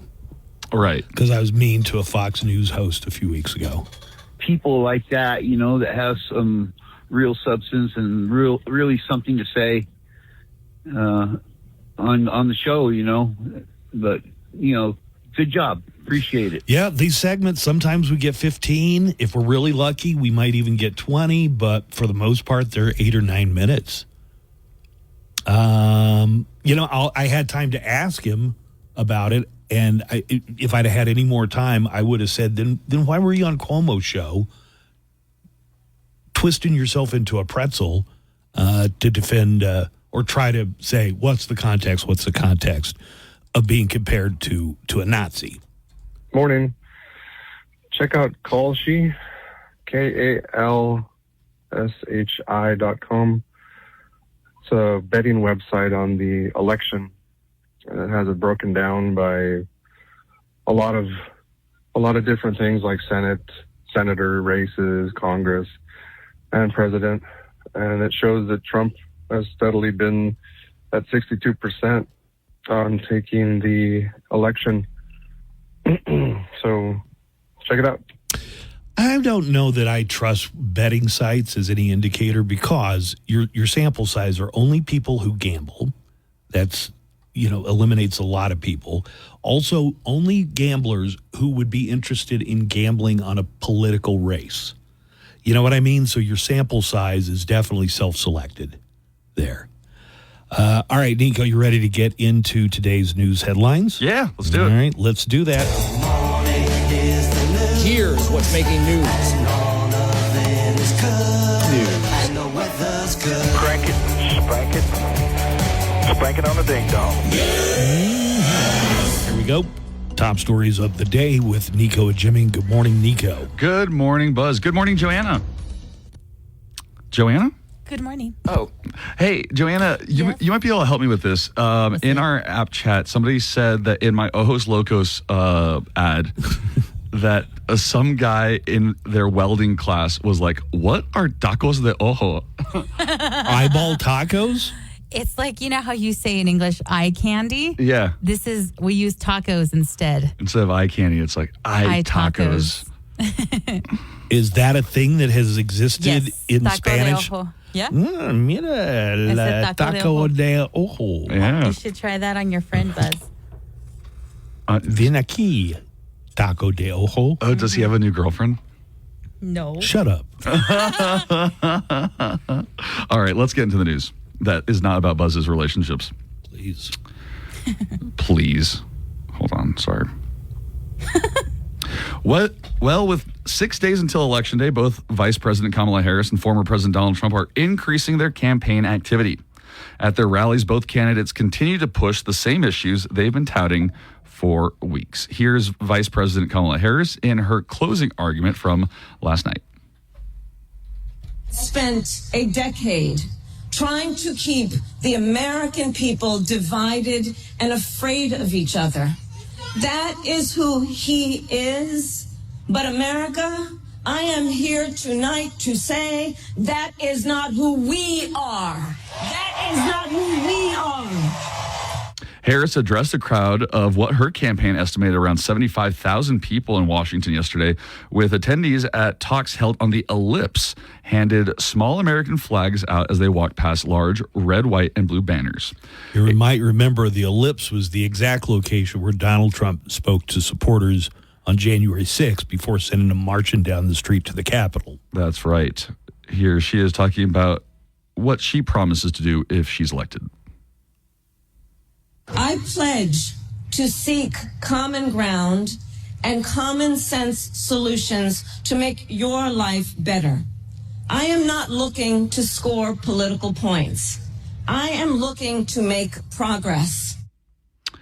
Trump spoke at a rally at the PPL Center Arena in Allentown, Pennsylvania, where some Puerto Rican voters gathered to protest Trump's appearance after remarks made about the territory during a Madison Square Garden rally over the weekend by comedian Tony Hinchcliffe. You know, they keep focusing in on that. There was a lot more at that rally that was going on that was way worse than a comedian making like insult jokes. Yeah, I think it was just such a terrible face for a rally. Like, this is the message of wooing people that you're trying to get. That's just so outrageous. Mm-hmm. The other people they expect because they're politicians with those things, but I guess nobody really expected a comic to really be the face of that. Well, Donald Trump laid the blame for a lot of our economic problems at the feet of the Biden-Harris administration. Millions of Americans are lying awake at night, worried about how they'll pay their bills because Kamala wrecked their family finances. Also, when asked during an interview in Milwaukee why he hasn't accomplished the things she's proposing to do in her possible administration, why she hasn't accomplished the things she's proposing to do in her possible administration, Harris replied, "Well, I'm not president." Yeah. Well, I mean, let's look at that for a second. She's trying to differentiate herself from Joe Biden. Well, why did you not disagree with him on that? That's not what the vice president does, right? Maybe behind closed doors. But front-facing, the vice president is there to back up the president's agenda until he asks you to overturn a free and fair election. And then, as vice president, you're allowed to say no. It's a tough position to be in as a vice president because, one, if you admit that really as vice president you don't do anything during the administration, then you have to almost admit being ineffectual in any type of policy. Now, I don't think that applies to every administration. No, Dick Cheney had a lot of control. Dick Cheney was definitely much more in control of the strings of power than Bush was. And I think most Trump supporters know this. J.D. Vance is going to be the president. Trump is going to be tweeting at 3 a.m, and J.D. Vance is going to be the one who actually goes to briefings and pays attention. Mm-hmm. Well, that's not a joke. I'm serious. I know. I don't think Trump has any interest in actually doing all that. All he wants to do is... We've seen it once already. We already saw it once. He doesn't even read. Like, I'm not even sure he can read. The Trump campaign's headed back to Joe Rogan's studio. Vice presidential candidate J.D. Vance is scheduled to tape his own interview with Rogan today in Austin. At a Get Out a Vote rally in Savannah, Georgia yesterday, vice presidential candidate Tim Walz said Donald Trump's a loser in everything that he's done. Then added, he loses jobs, he loses businesses, he loses in court. And no matter what J.D. Vance says, he lost the 2020 election. He lost his hair. That's why he's going to do that. Swirl that looks like a gold cow manure. One surprise that's gathering a lot of attention. During a video call for Latino outreach yesterday, President Joe Biden defended the Puerto Rican community after the jab from Hinchcliffe, saying they're good, decent, honorable people. But then he continued with, the only garbage I see floating out there are his supporters. The White House... Ooh. You know what? After all the stuff Trump says, somehow MAGA supporters are still going to get butthurt by that. The White House went into immediate damage control mode. He didn't mean to call the voters garbage people. Trump was told of the comment while on stage at a rally in Pennsylvania, and he compared it to Hillary Clinton's comment in 2016 that half of Trump's supporters fit into a basket of deplorables. Sure. She never said half. She was talking about, this thing gets misreported and misquoted all the time. She was talking about the people who are going to vote for Trump. She's going to go, there's a certain percentage. She never said 50-50.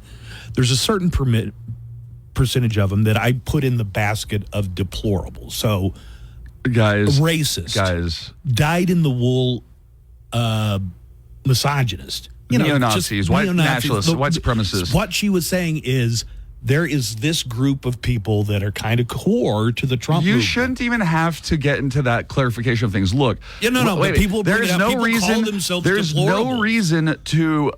Why are you holding Donald Trump to a lesser standard than these people? I am. No, I'm saying people out there. Why would conservatives or MAGA?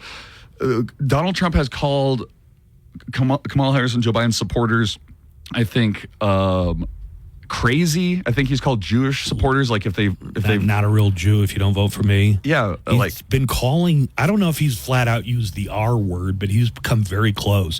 And the thing is, I hear Kamala Harris speak, and she's a little short on details about what her not only the policies, but how she would implement them. Which I guess maybe that's not what you do in an election year.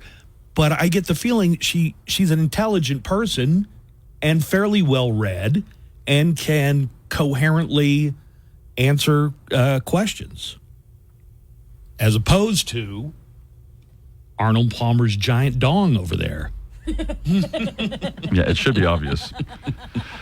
Well, the Supreme Court has rejected Robert F. Kennedy Jr.'s efforts to have his name taken off the presidential ballots in Michigan and Wisconsin. The two brief orders denying the requests included little comment, but Justice Neil Gorsuch dissented from the court's denial in the Michigan case. Kennedy withdrew from the race for president in August and threw his support behind former President Donald Trump. Also, RFK Jr. is making some headlines today after it was reported yesterday that he had commented that Donald Trump promised him that he could head the CDC. Yeah, but how do you treat something like that? Do you even take it seriously? I don't know. If Robert F. Kennedy ends up being the head of the CDC, all right, no more vaccinations ever again. Vaccinations are a thing of the past. Bring the polio back. Right. Well, it'll be next year before we find out what impact the recent E. coli outbreak has had on McDonald's earnings, but third quarter sales for the company have gone up. They are attributing it to the $5 value meal that launched in late June. It's the Boo Bucket. Or the Boo Bucket. It's the Boo Bucket.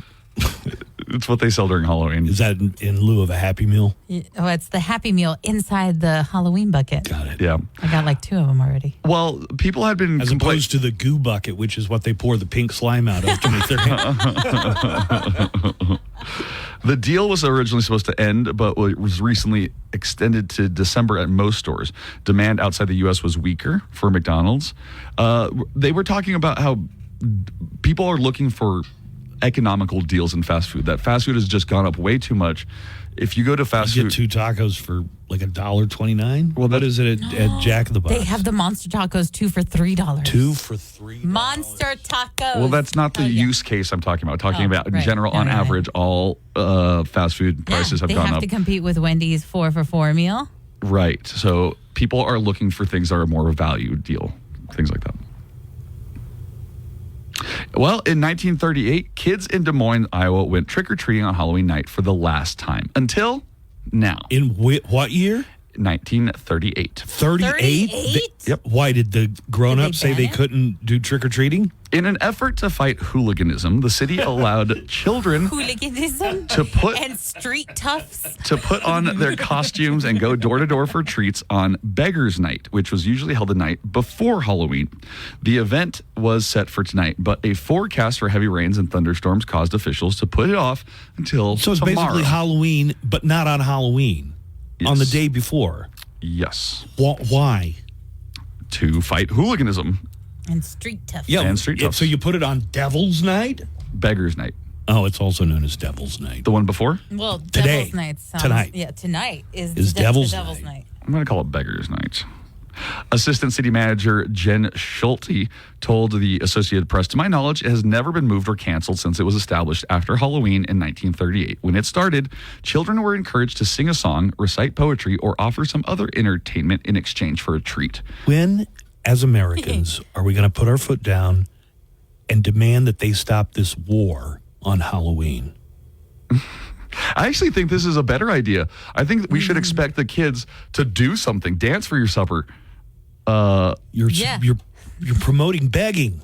Yeah. Well, it's Beggars Night. We're out of street corners in El Paso. We can't use any more beggars. You're looking for a trick or a treat. So most of the time, people are saying they now tell jokes. When kids And go- how does that make you feel as a Are you comedian? not Nico? allowed to give out candy? Wait, were you listening at all? Kind Where are of. you lost, Buzz? Are they allowed to trick or treat? And who's telling the joke? Okay, dude. I honestly am lost. When it started, children were encouraged to sing a song, recite poetry, or offer some other Original inmate trick-or-treat. in exchange for a treat. Oh, so they tell a joke and get a piece of candy. But over time, the most common offering became telling a joke. Wow. We good? You got Sounds that like, sounds like government overreach to me, to be honest. Well, scientists are hopeful a new experimental brain zapping can help people overcome their addictions to drug or alcohol. Doctors at West Virginia's University's Rockefeller's Neuroscience Institute have a special $1 million helmet and goggles that people wear while being shown images of what they're struggling with. The helmet then pulses part of the brain with ultrasonic waves until the cravings are gone. So far, a reported 3/4 of the trial participants have remained substance-free for months. The equipment has also shown some promise with treating symptoms of depression. Is it electroshock therapy? Is that what they're talking about? Because it sounds like what I think of when I hear about electroshock therapy, which is kind of out of favor right now.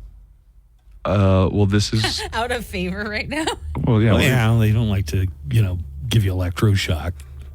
Electroshock therapy is very much used to Is this it? day. Yes, Oh, because every absolutely. time I sit in like One Flew Over the Cuckoo's Nest. Stop using all your references and historical stuff from like 50 years ago. This is Nico treating his dependency. They have to leave him in extra long. You should hope it works. It's like they get to the point where they think it's over, and then they have to push the 30 more seconds for Nico. That's a microwave. Sure. You could use it too. You want to hear a call that came in? Sure. Somebody says you made a great point. Good morning, guys. I think Nico just brought up a great point, Buzz. The standard, like, why is he held to a different standard? And it's kind of obvious, and we kind of are blinded by it. Like, Trump can go around talking about Muslims and Hispanics, Mexicans, Latinos, you name it, talking about women, talking about Obama's birth certificate, calling him that he's not really American. And there's no standard, right? Like, for example, what if Obama would have done that? What if Obama would have talked about McCain like that? What if Obama had gotten up and told a story about Arnold Palmer's giant Schwanstoker? Right. I don't know the name of it, but there's a term for when everybody knows that Donald Trump is a dick already. That like he was already perceived as this type of person when he came into politics, so nobody expects better from him. Or other political opponents. Like, he would have never became the president. Like, why is it this double standard? Is it because he's white? Like, he's gonna get away with this? Like, come on, we need to start having this conversation. Like, why is there a double standard? Michelle Obama brought it up too. Like, she has to walk on her tippy toes and watch what she says every single time she talks. But this guy can go out and be a racist or allow people to be racist around him or in his presence. It's ridiculous. Bye. You guys have a good day.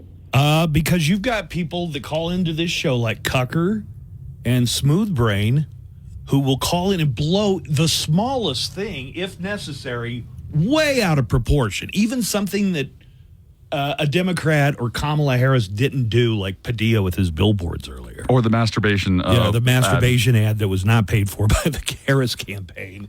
That is how dishonest they are. They're either really, really bad citizens or very, very good trolls. Those are the two options. To think that what he does is fine, but when little things that she does or Biden does are bad. If they have a working brain in their head, what they're doing is trolling. Oh, what about Kamala and this ad that I was so offended by? You're not offended by anything. If you follow Otherwise, Trump. you wouldn't be supporting, a racist. And, now people are bringing it out, fascist, like Trump. Yeah. There is that double standard. You asked me earlier, why I'm queasy this week.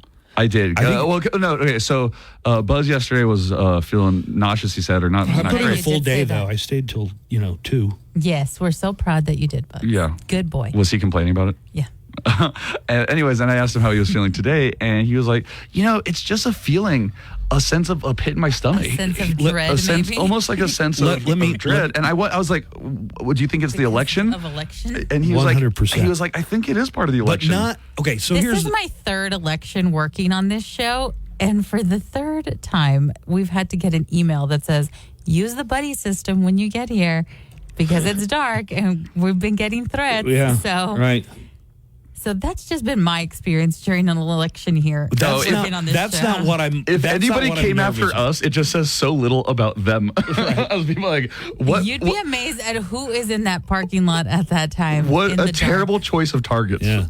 I know, right? It's a terrible choice, but it. But here's what it is: if the election comes and goes, and Trump actually wins, that's what we are, and that's what has me. So upset. If we elect him again, Buzz says that he was like, I think I might need to leave the country. I was like, I think I might have set up a studio over across the border in Mexico to keep doing this. Not right out of the gate. I mean, he'll get Nancy Pelosi and then he'll get Adam Schiff, but eventually he'll get down to it's like somebody will just call in, like they'll look like they'll secret police. Like he'll have his own secret police, like Cucker and them. And He'll have people like these lowlifes reporting on people who are insufficiently loyal to him. Right. There's this guy that critiques you all the time or doesn't agree with you. Call this secret hotline. And then you're the news media, Buzz? I'm the enemy of the people. You're already the enemy I'm within. already, right. Just by the fact that I work in media, I guess that by default makes me an enemy of the people in Donald Trump world. But I was in that pit more during so that rally. yeah, right. They put you in with the... with all the other media people, and then he's like, look at the fake news media, and everyone everybody boos us. you. Right. Imagine that, except you're not allowed to leave. That's called a concentration camp. So, all right, let's take a break. We'll come back, and we got more of the Buzz Adams Morning Show. You got a few more news headlines? I does. More on the way after this. Buzz Adams and the KLAQ Morning Show. Professional slasher. Looking for college girl sleepover party Halloween night. References designed to relieve like plantar fasciitis, and they also improve balance and comfort. Learn more at goodfeet.com. Live from the KLAQ studios, the Buzz Adams Morning Show. Courtesy of Glasheen, Vyas, and Enderman Personal Injury Lawyers at GVILaw.com.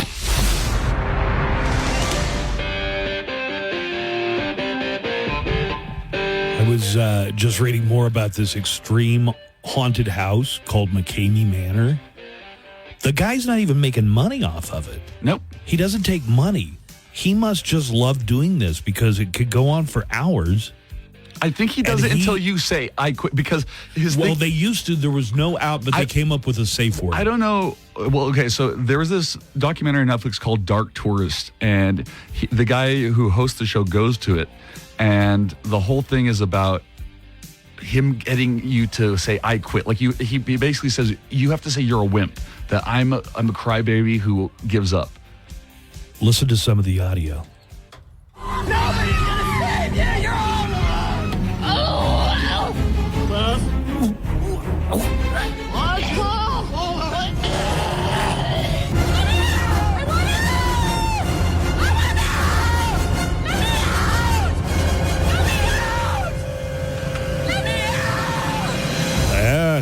God. Look at this. You have to sign all kinds of waivers. Whoops. What's happening here? Oh, that was the last bit of that clip. Some of the warnings, well, you have to sign a warning. Here, you have to be 21 years or older to go in this thing. It's called McCamey Manor. And I'm getting the feeling they might do it year-round because it says they have a waiting list of thousands. Year-round. I think so, too. You got to be 21 years or older. If you're 18 to 20, you have to have your parents' approval. Think of that being an adult, able to vote, and you still got to get your parents' approval to go through this stupid thing. Well, at the KLAQ Haunted House, which will be on tomorrow. We don't dump snakes on your head or make you eat live maggots, Nope. that's for sure. But it is still fun and scary. But it won't be on Friday or Saturday, just so everybody knows. Thursday, tomorrow night, last night. Last night for the KLAQ haunted house. That's right. It is going to close, and I do have to correct that because I'd been going with the previous information we had, and that was that it was going to be open for the weekend. It is not. Tomorrow is the final day. You got a few more news stories? I do. Oh, wait, hold on. Before we get to that, let me switch over to this one real quick. And now, traffic with Joanna Barba, only on KLAQ. We've got some problems Joanna needs to update us on right now. Good morning, Joanna. Good morning. We're still seeing major delays over at I-10 West at Piedras. All lanes are closed to through traffic. There is a detour at Copia exit 22A, and the backup extends past Chelsea. The clearing time for that is until further notice, according to El Paso Police. But now I'm also getting reports that the border highway going west from the freeway is also seeing major delays. So find alternate routes if your route takes you there this morning, or, expect delays if you're already in it. No. All right. What else is going on, Nico? Well, a Texas high school cheating ring was busted up, but it had nothing to do with students. A Texas high school basketball coach is accused of being the kingpin behind a teacher cheating scandal. Vincent Grayson was allegedly working with an employee at the Houston Training and Education Center. Wannabe teachers would pay thousands of dollars to have someone take their certification test for them. Investigators believe hundreds of unqualified teachers were allowed to work as a result. Grayson allegedly pocketed more than $1 million in the scheme.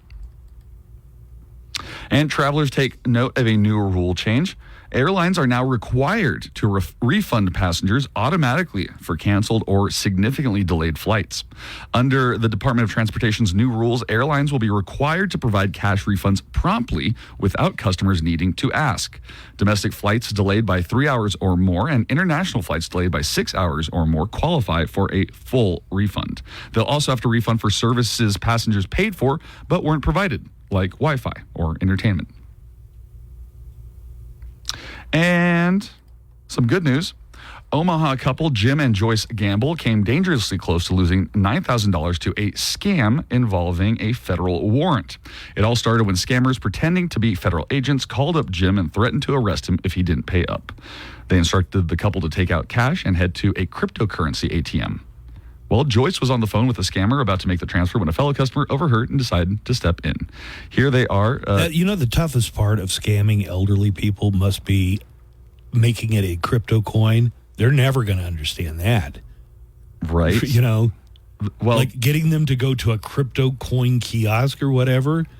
Well, the scammer was on the phone with Joyce and was instructing her what to do when a good Samaritan next to her just told her straight out, that's a scam, 1,000% scam, that they're not cops. What, just overhearing their side of the conversation, she was able to figure out what was going on? Mm-hmm. All right.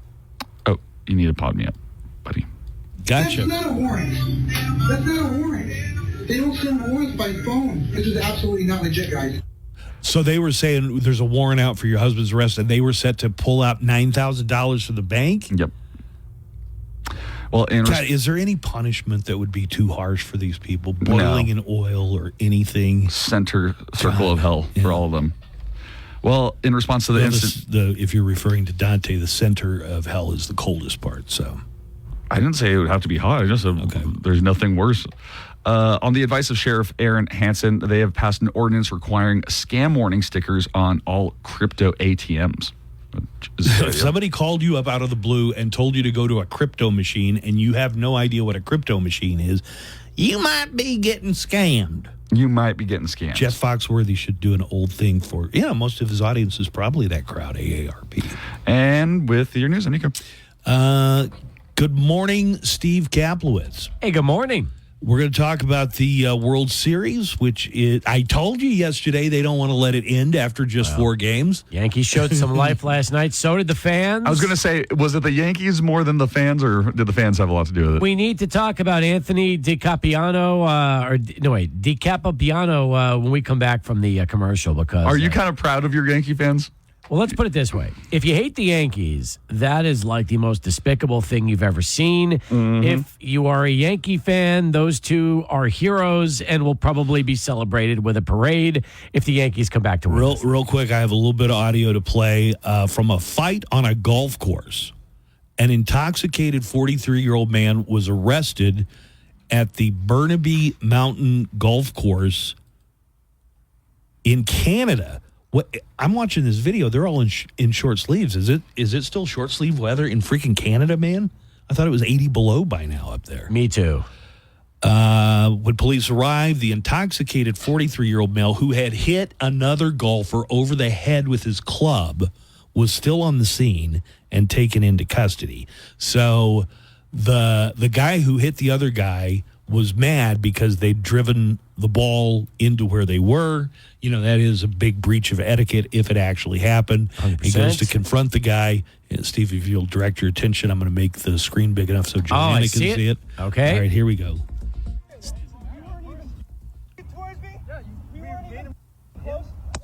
Oh, my God. Did he hit him with the club? The guy's filming it with his camera, and I guess he moves the camera away, but that funk you hear is his driver. Is that a driver or an iron? Yeah, it's his driver cracking the guy across the head. The guy immediately goes down on the ground and starts writhing in pain. Towards me? Yeah, you weren't even close. Oh, my God, what is Dude, wrong with with the you? camera, get All a right. better angle. Dude, one of the friends and he broke his head, right? He broke the golf head, the club head, because it looks like the golf snapped head. off. Yeah, right. Oh my so God! He was swinging pretty hard there. Oh, that's awful. I put his club head speed at about 117 miles an hour there, Steve. I think that was about right. Did the guy get arrested? The guy definitely got arrested. He Good. stuck around. They called police, but one of the victim's friends says the most Canadian thing possible under these circumstances. Call the cops. What the we have an issue on number 10. Back away, Nathan. Back away. Back away. Call the RCMP right now. Put the club down. RCMP right now. You just I'm on number. We can de-escalate this, hey? The most Canadian thing. We anybody can escalate this. I also love call the RCMP. You know what that is? The Royal Canadian Mounted Police. Right. But apparently, short sleeve weather the day before Halloween is still the norm in Canada, so that proves global warming is real. And we return to the action where things are getting a little heated. That's right, and it looks like he's choosing a driver. Oh, he's beating his opponent over the head with it. That's going to leave a mark. And it looks like his opponent is slamming his hand in the ball washer. That's going to cost him a few penalty strokes, Jimmy. And his opponent is retaliating by grabbing a bunch of golf balls and cramming them down his throat. Yikes, a violent sport indeed. We'll have more from the action coming up. While you're working away, we're working for you. Our job. Need a drink while you wait for your car to be finished. Quick Quack Car Wash, 1341 North Zaragoza. We're only going to be here till 10 for 95.5 The Q. The Buzz Adams Morning Show, Monday through Friday, 5 to 10. KLAQ and KLAQ HD1, El Paso, a town square media station.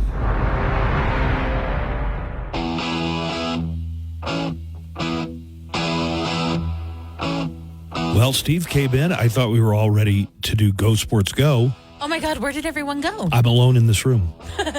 Everybody took off. Lonely. Buzz is So lonely. Well, I'm sure we will eventually talk sports. Honestly, up and disappeared. I don't see them. In the We got Cowboys touchdown getaways to give away. They're thanks to 915 Tours and Miller Lite. You can register, must be 21 or older and a Texas resident to win. The prize includes round-trip transportation, hotel stay at the Omni Los Colinas, really nice hotel, tickets to the game. You get to go to the meet and greet with Cowboys, a really cool tailgate party that you're invited to. We also put $100 cash in there. And a few of the places you can sign up for. I'm just going to list a few of them because there are a lot of them. 915 Tours at 999 Peyton Road. Wind Supply at 1465 Henry Brennan. And Border City Ale House, home of the Monday night ESPN 600 Monday Night Football watch parties. Border City Ale House at 1506 Lee Trevino. All right, now everybody's back. Sports Go Sports. Athletics are number one. Participants are heroes. Go Go team, yeah! The Buzz Adams Morning Show presents Go Sports Go. Brought to you by the Viva Auto Group. Viva makes it happen. Good morning, Cappy. Should I just get into some of the clips from last night? Yes. I have a question that's left over from yesterday. I have a question about yesterday. Yeah. Something Steve said about the Yankee dogs. Oh, But yeah. Go ahead. Steve, how do you think the rookie QBs are doing this year? So, if you are a Jaden Daniels fan, I feel like you're very excited. He's shown a lot of promise so far with the Commanders, probably the best of all the rookies. Although Bo Nix is starting to get his groove going with Denver, and Caleb Williams with the Bears is off to a very good start. So, some of the rookie quarterbacks are actually playing very well right now out of the gate. The Yankees remembered to bring their bats last night. And to their game fans. 4, and their fans. Well, what do you mean? There were fans at game 3, weren't there? Well, you saw what happened with Austin Capobianco, haven't you? You haven't seen this story? No. Grabbing Mookie Betts' glove with both hands, trying to pull the ball out in the first inning. The guy has a name? The guy in the stands has a name? Yeah, they found him. He was escorted out of the game. And you know his name? Oh, he's famous. Famous. Was he famous Austin? before? No. It was just a season ticket holder. His name is Austin Capobianco, which means whitehead in Italian. All right. So, yeah. Here's a little bit of the action from last night, and we'll get to the Mookie Betts incident in just a second. Doesn't it seem like it continues to fall on Anthony Volpe? The New York kid. Bases loaded, 2 out. Cranks the ball. Deep left field. Volpe with redemption. It's a grand slam. Perfect place, perfect time. Just what they needed. Grand slam home run in the middle of a game is Huge. going to be hard to come back against, but here is the clip that you're talking about. Fan interference. First inning. Mookie Betts is going over to left field to play. The ball's Right field, over actually. Right field, excuse me. Yes. Right field. He's going to his left to right field. Makes a great catch. Makes a great catch, but he's got a lot of other people grabbing a hold of it. Yes. Fly to right by Torres. Betts in the corner. Does he have room? Fights with the fan. And they're going to say that it's an out and fan interference. All right. And then they try to argue. You got to watch the replay. You got to watch when they slow it down. It's hilarious. But these guys, Yes. this is the main guy, they're telling the umpire, it was past the wall, man. That's our territory. We First can do off, that. There's so much to unwrap during this play, but you have to watch it again in slow-mo. So It's an hilarious. out. One gone in this Look at these dudes. They're like, nope, it was past the wall. We're allowed to grab it. first. It's the second time that Gleyber Torres has hit a ball that has ended up in fan interference in this series. Watch He had this. The home run turned into a double back at Dodger Stadium. And yeah, Betts has that ball in his glove, and this fan literally tries to take his glove off. I think he was trying to pry the glove open like an oyster, and his friend was trying to reach in and grab the pearl, i.e. the ball. So the 38-year-old fan who was escorted out of the game, Anthony Capobianco, said, quote, "We always joke about the ball in our area." He said this at a local bar after the game because he was kicked out. We're not going to we're not going to go out of our way to attack. If it's in our area, we're going to D up. Someone defends, someone knocks the ball. Take his glove off. Pries the ball out of there. A for effort. Well, they do get the ball out, but it falls back to the field. So is that fan interference? It must have been because the fan got kicked out. What are the Did anybody chances that they were complaining with a Brooklyn accent? No, they're from Connecticut. Damn. And by the way, John Peter was the other fan. So they both got Yankee Stadium's in the Bronx, not Brooklyn. Yeah, that's exactly. They both got escorted out of the game. Capobianco and John Peter were both taken out, but they're season ticket holders, and they will back be tonight. They will be invited back tonight. They said because remember they didn't do this to a Yankee player. They did this to a Dodger player. Now listen, if you don't like Who the Yankees, remembers Steve Bartman after all these years? Oh, poor Cubs fans. See, no, he interfered. He was a Cubs fan, and he interfered with a Cubs player. Yep, right when it looked like the series could be finally going Chicago's way. We were still in the position where the Cubs had a curse going on for like 100 years because of Billy Goat or whatever. Yep. And this guy who was a lifelong Cubs fan. That's right. effed it up or helped fulfill the curse, Well, I guess. I think that was in the NLCS, if I'm not mistaken. Yeah, I don't right. think that was in the World But that Series. guy got famous. Do you think this fan's going to get as famous as Steve Bartman? For Yankee fans are already there. They should, these two might be in the parade if the Yankees come back and win this series. Yeah, but it's still out. Mm-hmm. They still counted it as out. But the Yankee fans' mentality was, hey, if it's in our area, we're going for it, even if it means, because you have to understand, the one fan, Copa Bianco, he was grabbing inside Betts' glove, trying to yank the ball out. The other fan started pinning Betts' other arm down. So he couldn't fight against it. It was crazy. Like, I'd never seen anything like that before. Like, Betts, now, first off, let me say this. The fact that Betts didn't get hurt, okay, because if Betts gets hurt, then this is a totally different story. So the fact that he didn't get hurt is one thing. But to me, like, as somebody who just watches baseball, this is the most hilarious thing I've seen in a long time. They had such good hold of his arm that he was very briefly suspended in air because they were holding him up by his arm. Yes. Here's the final call yesterday as the Yankees beat the Dodgers 11-4 to keep the series alive. Into center field. Judge comes on. He's got it. And we've got a Game 5 in the Bronx tomorrow night. One last thing, by the way, on that crazy incident. About 2 fans over, there is a guy in that same area who wasn't involved in the play, but he's wearing a sliding mitt, which is like an oven mitt, to the game. What are you doing? Like, that's another thing I don't understand is, as a fan, why would you even have, see that green thing right there? That's an oven mitt. So what baseball has now is they have these sliding mitts. It's like an oven mitt. So a fan shows up to the game wearing that oven mitt. What are you doing there? Like, what is that even? Why would you even bring that to a baseball game? It looks not like an oven mitt, but it looks like what you would wear, like a glove for washing dishes in really hot water. What's that called? You can tell how domestic I am. Rubber gloves. Rubber gloves. Okay. I mean, it was just a weird.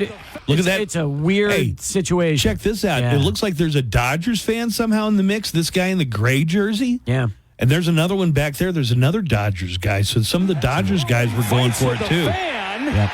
By the way, that's a shot of the sliding mitt that the fan was wearing in the seats. Like, as a fan, you wear that. Doesn't make it easier to catch a foul ball. No, it's impossible. You know what that's for, right? That's for when you're when you're playing baseball and you're trying to slide head first. It's to protect your hand from getting hurt on the way to the bag. But I've never seen anybody show up to a game wearing an oven mitt like that, a sliding mitt. It makes no sense. I've never seen a player wear a sliding mitt. Oh, they wear it all the time. I haven't paid attention. Yeah, you just don't pay attention. But that's just what it is. I mean, this fan wasn't even there. He's not even in the play, and he's sitting there. Oh, that's so weird. Yeah, so it's a very strange looking. There's the shot of the 2 fans going right at Mookie Betts' glove. Anyway, look, I thought it was funny. Is Mookie his real name? Yeah. Yeah. That's like a family name. His first There's name like is, Mookie Sr.? Well, it's Mookathon. No, of course it's a nickname. Are you kidding? I don't know. That's hilarious. His first real name is Marcus. Marcus Lynn Mookie one of the Betts. let me tell you about Mookie Betts, one of the best all-around athletes that you're ever going to meet, not just in baseball, like does everything great. Scratch golfer, great hoop player. Yeah. There's not one baseball player who just looks athletic. They all somehow look schlubby. No, I think if you saw some of these guys in their prime, I think it's the uniform. Yeah, the uniform might be a little frumpy. I don't know, but these guys are specimens. They are. Even like when Derek Jeter was playing for the Yankees, he was always in great shape physically. So it just depends. Every on now and who then you you'll are. find like a pitcher who like CC Sabathia or somebody. CC Sabathia. CC Sabathia. Yeah. Who's just like this. What did Letterman call? He called John Kruk a big tub of goo. You were talking yesterday about going to Yankee Stadium. Yes. And eating a Yankee dog, and that it was served on white bread. That is correct. And then you said other people have the same reaction. They're not still doing that to this day, are they? I don't believe so. Okay. The reason I heard, again, from that story. I have follow-up questions based on this, so tell the story again. So it was 2002. I went to Yankee Stadium for the first time. I've been to a lot of Met games, never been to Yankee Stadium. So I went in, and when I went in there, I said, I want a Yankee Frank, because Yankee Franks are considered, and when Frank is, they don't call it the dogs, just a Frank. So I ordered a Yankee Frank, and then it came on this piece of Wonder Bread white bread. Like they folded the bread in half and put the hot dog on there. And I go, white bread? And they go, yeah, sorry, George got into a fight with the hot dog bun vendors, and as a result, he's just putting them on white bread right now. The George he's talking about was a team executive named George Costanza. You know what the funny thing is? That's right around that time. Here's what I want to know, Steinbrenner, the owner of the team. He had a problem with his hot dog bun guy. Mm-hmm. So in protest, he was just serving hot dogs on white bread. He had to send somebody out and get so many loaves of white bread that it probably cleared out a dozen or more grocery stores. Why not just get hot dog buns if you had to go out and get that much bread? That's a good question. I don't. Maybe why not just use a different? Why not just use a different hot dog bun vendor? Well, that's that right. might take some time. I could see if you just showed up and this was a stopgap solution or something, but you had to send somebody out to buy God knows how copious amounts of bread. Yep. If they're already buying the bread, why not just buy the hot dog buns? Thank you, Joanna. Hey, we got somebody. You got to pry at the life's little mysteries like that. We got somebody correcting you guys. Hold on. We got a sound clip for that. I wish I were faster at this. Corrections and retractions. All right, go ahead. Buzz, hey, I'm sorry to be that guy who just calls up to correct things, but it was Terry Forster that was the big tub of goo. That Letterman called the big tub of goo? It could have been. Terry Forster, by the way, was a former, I believe, former pitcher who might have I think pitched so. And for Kruk the, was like a first baseman? Yeah. I think Forster pitched for the White Sox, if I'm not mistaken. So I got to double check that. But yeah, that's a good one. Okay. Played in the 70s, actually, Terry Forster. He was a... See, I'm not sure that's right because Letterman... Lefty relief pitcher. Playing a clip from, maybe it was a World Series, and he made the comment about this guy. That guy, he doesn't look like an athlete. He looks like a big tub of goo. Look, if Tracy's sure it was Terry Forster, then it was Terry Forster. Yeah, I mean, listen, it's probably the case. I'm sure. No, it was Terry Forster back. Actually, that's right. That is correct. And he was on Letterman, too. They actually had a 15-minute segment together. So there you go. Tonight, Game 5, we'll have it for you. 600 ESPN El Paso. We're just on for an hour today with Sports Talk, 4 to 5. Then John Teicher with UTEP football with Scotty Walden. That'll be happening. The coaches show at 5. Game at 6 o'clock. It's Jack Flaherty for the Dodgers, Garrett Cole for the Yankees. This is a rematch of Game 1, by the way. Rematch of Game 1. The Dodgers went with a bullpen game yesterday, and that means that only relievers pitched against the Yankees. No starting pitchers, but the Yankees were able to win 11-4, so it's now 3-1. Dodgers can still wrap things up tonight if they win. If not, they'll go back to L.A. Game 6 would be scheduled for Friday. Prediction, Yankees win another one. Yeah, you know what? Yankees have a little momentum right now. And by the way, Garrett Cole is their number one starter. This is why you're paying all this money for him. So to win a game. Exactly right. I'll say Yankees win tonight. I do think this goes back to L.A. for Game 6. Do you want to stick around because Nico has a Travis Kelce quote that he's been wanting to play all morning long. Of course. And I think it definitely needs your sports expertise. Happy to do it. Over something that Travis Kelce has said. Okay. All right, let's take a break. We'll come back and more of the Buzz Adams Morning Show's on the way right after this. Tank Road at I-10 in Eastland. That's all going down right now at KLAQ Car Wash, 1341 North Zaragoza. We're going to be here till 10 for 95.5 The Q. I want you to hear what this fool is saying. And now, the big mouth of the border. This is a whole other level. Whole other level of insane. The Buzz Adams Morning Show is back. Boots and cats and boots and cats, boots and cats. Well, we've got Steve Kaplowitz here from our partner station, 600 ESPN El Paso. Nico had a quote from, was it Jason or Travis Kelce had a quote. Well, this is from both of them on their New Heights podcast, I believe. All right. Joanna. I've really got to get Steve's. I'm very curious about your opinion on this, too. Okay. Sure. Steve is going to give us the expert If you sports like opinion. lobster, you're lying to yourself. You like butter. Lobster tastes like absolutely Lobster can essentially be toast at that point. There's no reason you're eating that other than to get butter in your system. The protein. They're getting the protein. I like crabs. Do you really like breaking all of this and getting minimal meat? No.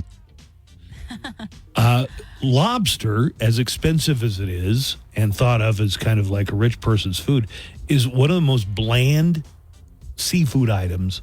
Just the taste of lobster by itself just does So not it have sounds a like ton of flavor. you're agreeing with Jason Kelsey? It was Jason, not Travis, by the way. Yeah. Right? Yeah, I guess you just like butter on stuff. I won't turn my nose up. I won't push the plate away, but lobster's not as good as shrimp or calamari or... I don't know. I just love the fish. I love the taste of Also, it's rubbery. Seafood.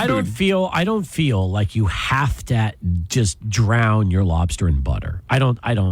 Can you eat lobster or crabs without butter? Of course you can. Lobster with other stuff, like lobster on a pizza. Man, they got that at anywhere. Red Lobster while they last. There you go. And when I say while they last, I mean Red Lobsters. Or in mac and cheese. I was about to say lobster mac and They make cheese. a lobster mac and cheese. So if lobster's with other stuff, but just sitting there eating a raw hunk of lobster, I don't think you get a lot of flavor. Oh, really? I disagree with you. I don't feel like you have to use butter or something You else. just think it tastes good untreated, undressed. Yeah. We want to know what Joanna thinks, though. What? Why me? I don't know. Nico said that. Oh, yeah, because I was very he's curious. really interested in your opinion. Okay, I like butter. Yeah. Granted, we love butter, but do you like the lobster?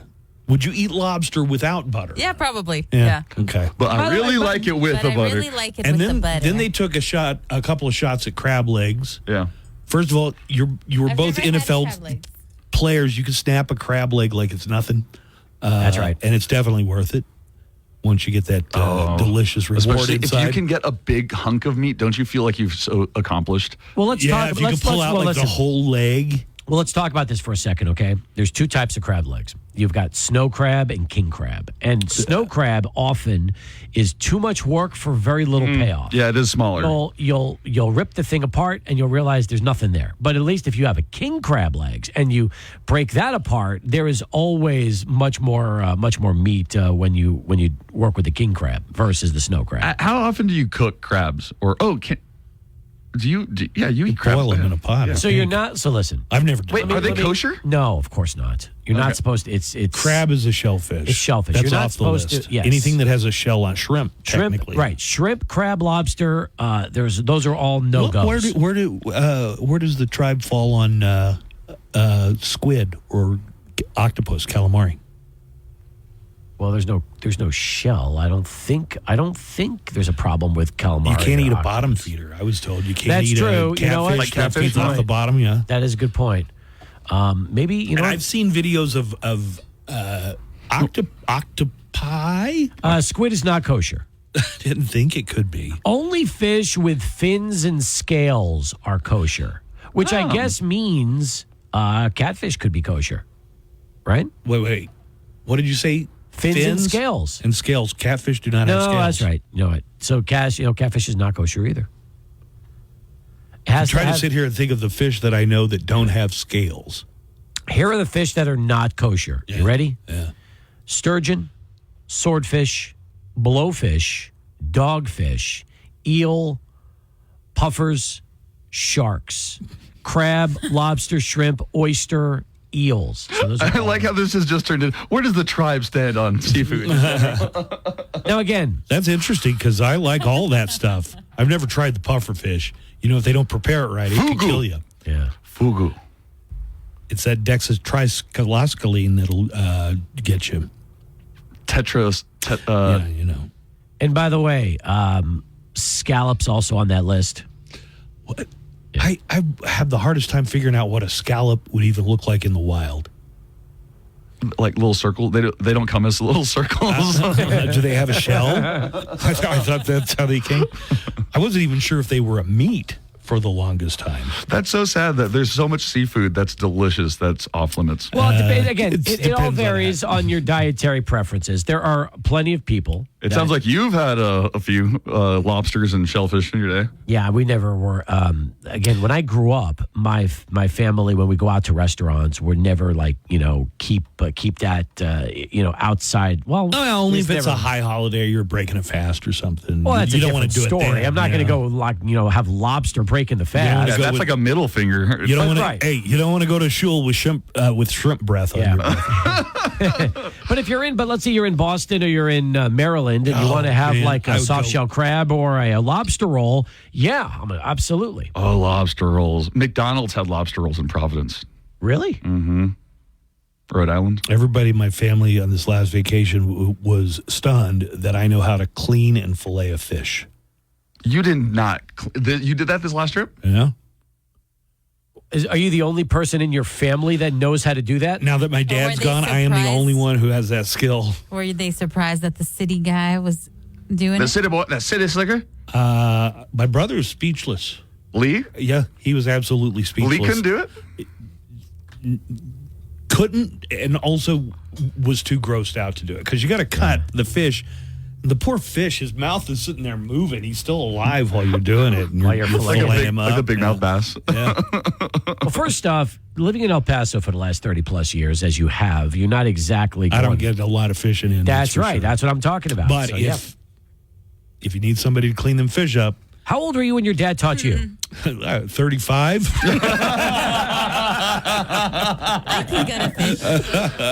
Hey, so do you want to hear the title to this Am I the A-hole again? Now, you said this one is the enjoyment that we're going to get out of it is not deciding whether or not this woman is an a-hole, just hearing her story. Yeah, just hearing her story. All right, go ahead. Am I the a-hole for not believing my boyfriend that suddenly became gay due to the altitude difference when he was on a work trip in Utah?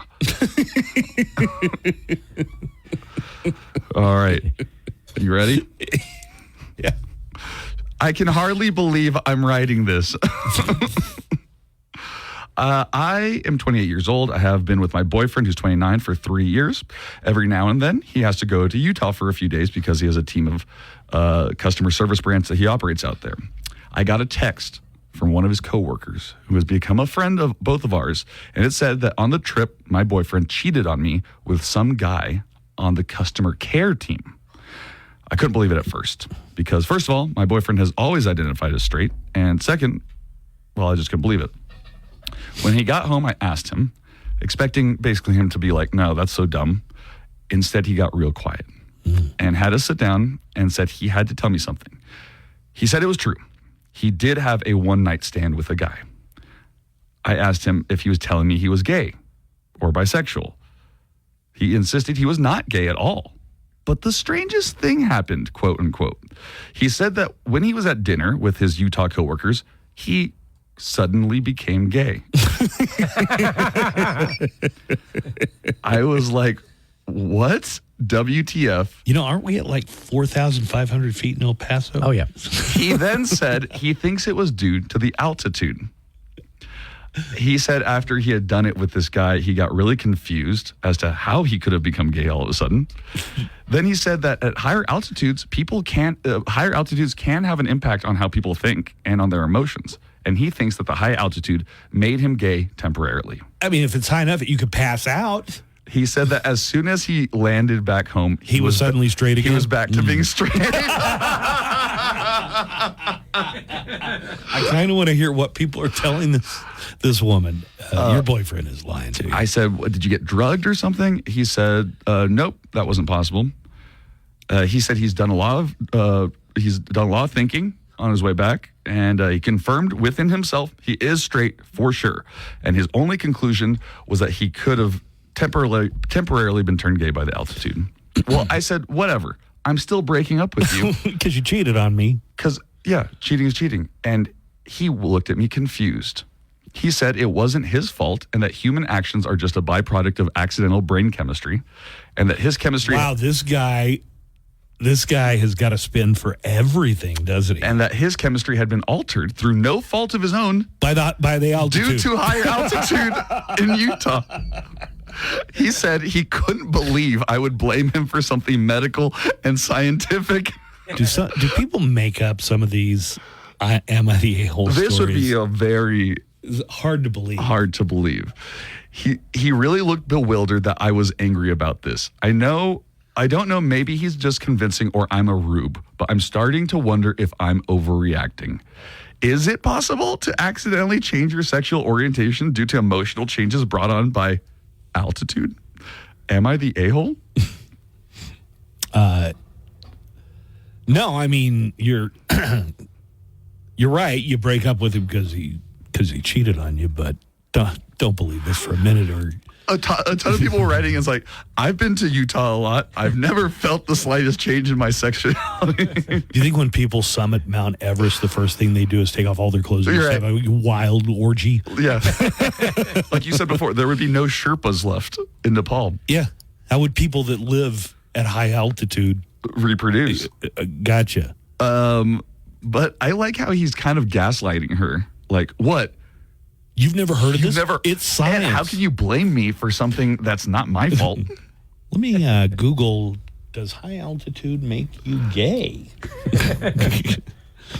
Anyways, I thought you guys would think this was funny. Okay. Not the a-hole, by the way. Yeah, not the a-hole. The Daily Calendar. Today, October 30th. It's the day before Halloween. It's Mischief Night, Cabbage Night, Devil's Night, also National Candy Corn Day and Haunted Refrigerator Day. It's a reminder to exercise your fridge of all the stuff that expired. But if you really want scary, and I know you do, it's Text Your Ex Day. Or you could just clean the fridge. That's what I thought. And that's your Daily Calendar. Hey, it's Chuck, your host for Loudwire Nights. Tonight at 7, we will rock the borderland with the best rock ever made and the best rock being made. Special guests, birthday and anniversary celebrations, and every night at 10... You need a drink while you wait for your car to be finished. Quick Quack Car Wash, 1341 North Zaragoza. We're only going to be here till 10 for 95.5 The Q. Live from the KLAQ studios, the Buzz Adams Morning Show. Courtesy of Glasheen, Vyas, and Enderman Personal Injury Lawyers at GVILaw.com.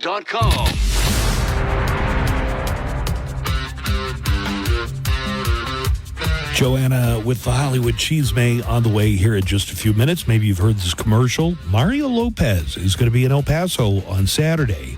And here to tell us all about the event is Rebecca Romero, Big Brothers and Big Sisters of El Paso. This is to benefit the Big Brothers and Big Sisters. Absolutely. All right.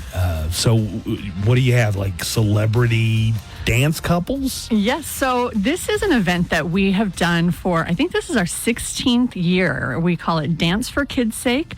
It is kind of like a local spin on Dancing with the Stars, which is a great tie-in for Mario since he had so much success on his own run of that show.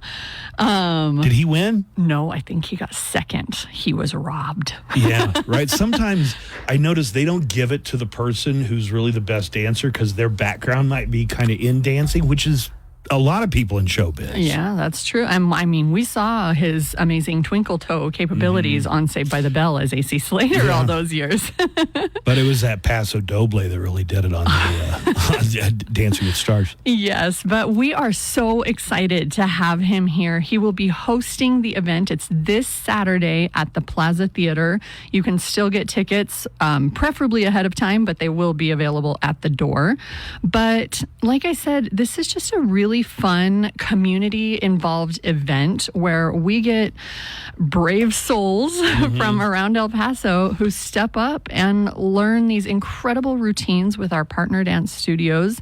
They've been practicing for 3 months, Buzz. Now, do they dance with a partner of their choosing, or they dance with a professional? No, they dance with an amateur partner of their choosing. Okay. Do they get coached, or are they kind of on their own? They get coached. We have these incredible dance studios. I'll shout them out. I've got Art in Motion Dance Studio, Shundo Ballroom Dance Studio, Premier Studios, Expressions Dance Academy, and Urban Movement Dance Academy. All right. So they all partner with us and donate all their time to make these people look like rock stars for the event. Right. Is there a trophy for whoever? Do you keep score? Heck yeah.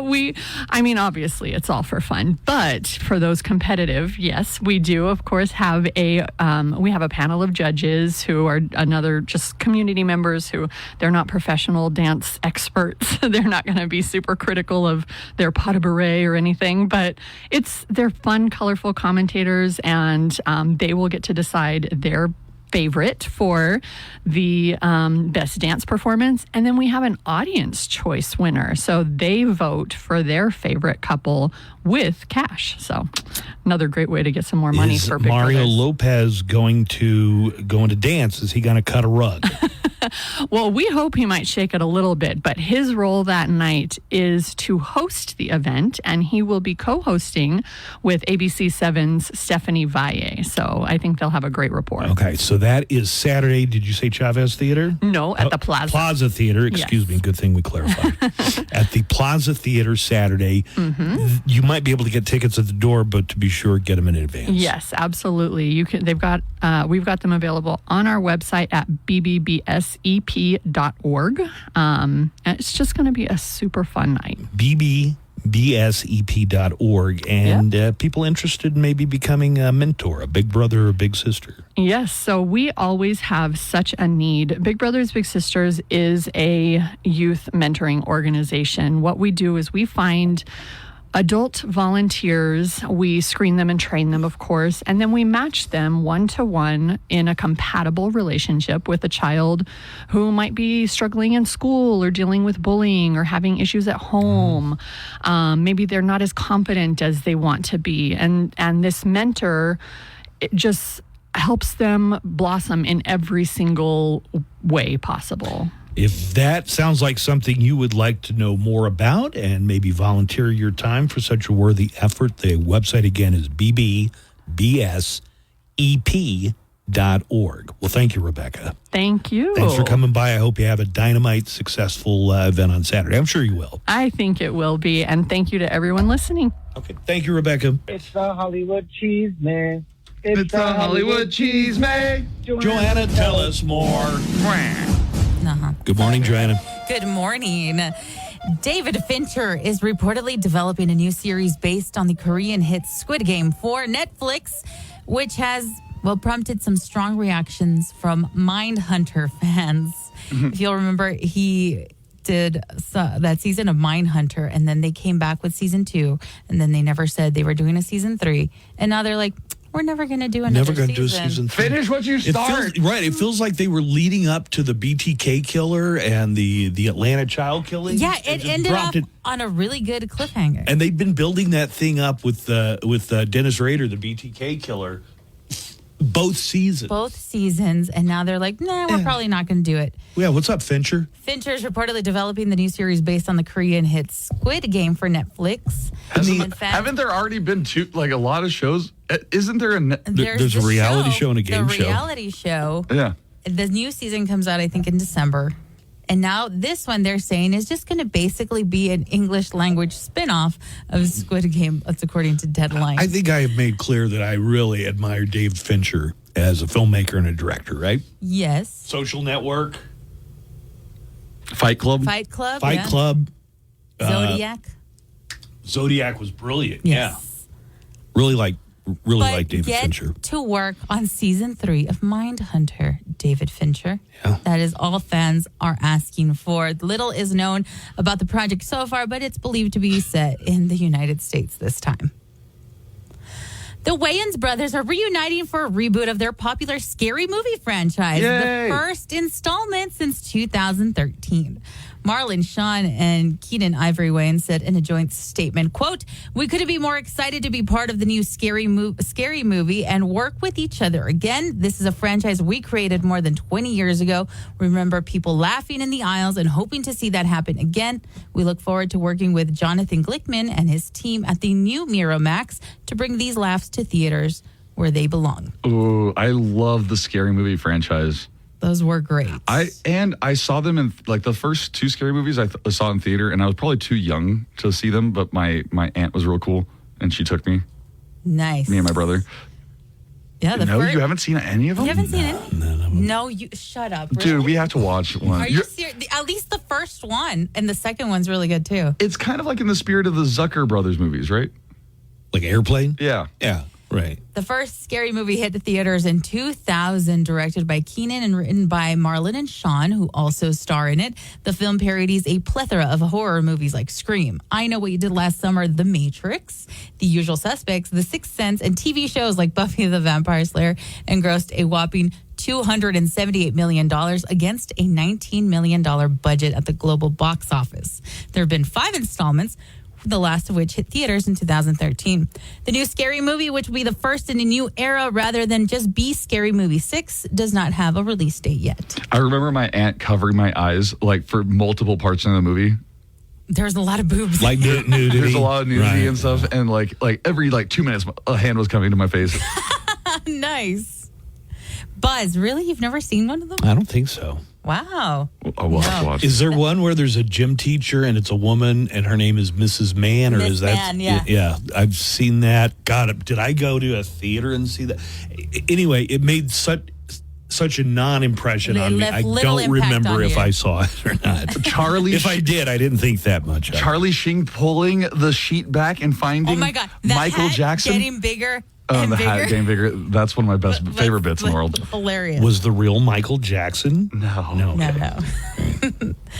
Joker, Folie à Deux, the follow-up to 2019's Oscar-winning Joker, has become one of the biggest box office bombs in modern movie history. Tragedy. This tragedy, despite the terrible critical and commercial reception that cost Warner Brothers somewhere in the neighborhood of $200 million during its theatrical run, Joker believers have now gained an ally in the form of Quentin Tarantino. During a recent appearance on the Bret Easton Ellis podcast, the celebrated filmmaker didn't hold back in his praise. The Bret Easton Ellis podcast, the guy who wrote American Psycho. Yeah, that guy. Oh. He's got his own podcast. All right. I could not find any audio unless I had to pay for it, but Tarantino said, quote, I really, really liked it. Oh my God, I didn't get the whole quote. I didn't find it an intellectual exercise. I really got caught up in it. I really liked the musical sequences. I thought the more banal the songs were, the better that they were.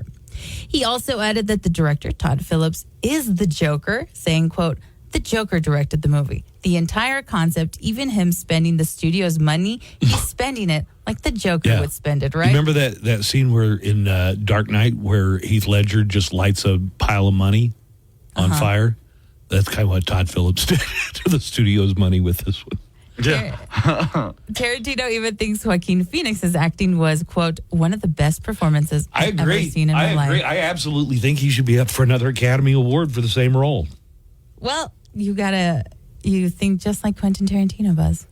Did you read the interview that Joaquin Phoenix gave saying that Christopher Nolan had approached him to play Joker? Yeah, for The Dark Knight. For Dark Knight before Heath Ledger, and he said he wasn't ready for it. He wasn't ready for that. Yeah. That would have been crazy. That would have been crazy. You listening to that, Jared Leto? Get ready for a trip to the past with Panic at the Disco. The band is going to perform their debut album, A Fever You Can't Sweat Out, in its entirety at a special one-night show on October 18th in Las Vegas. The only question comes from the official announcement, which said, quote, we proudly present, led to the flood of questions about whether frontman Brendan Urie is part of that we. Urie left the band last year to focus on raising his child, and there's been no confirmation about his involvement. Panic is also set to headline at next year's When We Were Young Festival with Blink-182. So 2025 is going to be a busy year for panicking. And finally, Vera Farmiga, the Oscar and Emmy-nominated actor known for memorable performances in Up in the Air and the Conjuring series, has a new band called the Yagas. Taking their name from... Wait. Vera is the lady who's maybe 45 or the kid who's half that age because they're sisters? No, the older sister. She The is the older sister. one from the Conjuring series. Okay. Taking their name from the Slavic folklore. Which, Baba Yaga. Baba Yaga. All about, what's his name? John Wick? Oh, Keanu Reeves. Yeah. The band's debut music video for The Crying Room debuted on Friday. Vera Farmiga said in a statement about the song, quote, The Crying Room is about release and relief. It's about crying your heart clean. It's a song that was filmed during and in the aftermath of an eclipse and is about the eclipse of our soul. Here is a clip of the song.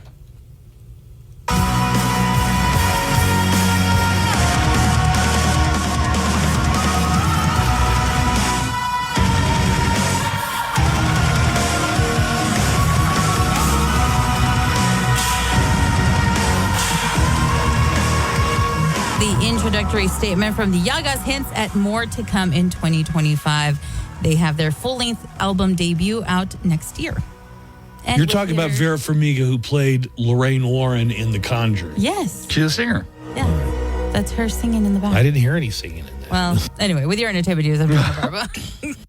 Well, that's it. Show's over. What? We just started. Yeah, well, the show's over. That's the end. That's not the end. Why, yes, it is. Right. That's the end. And that's the end. That's the end. The morning show will be back tomorrow at 6 a.m.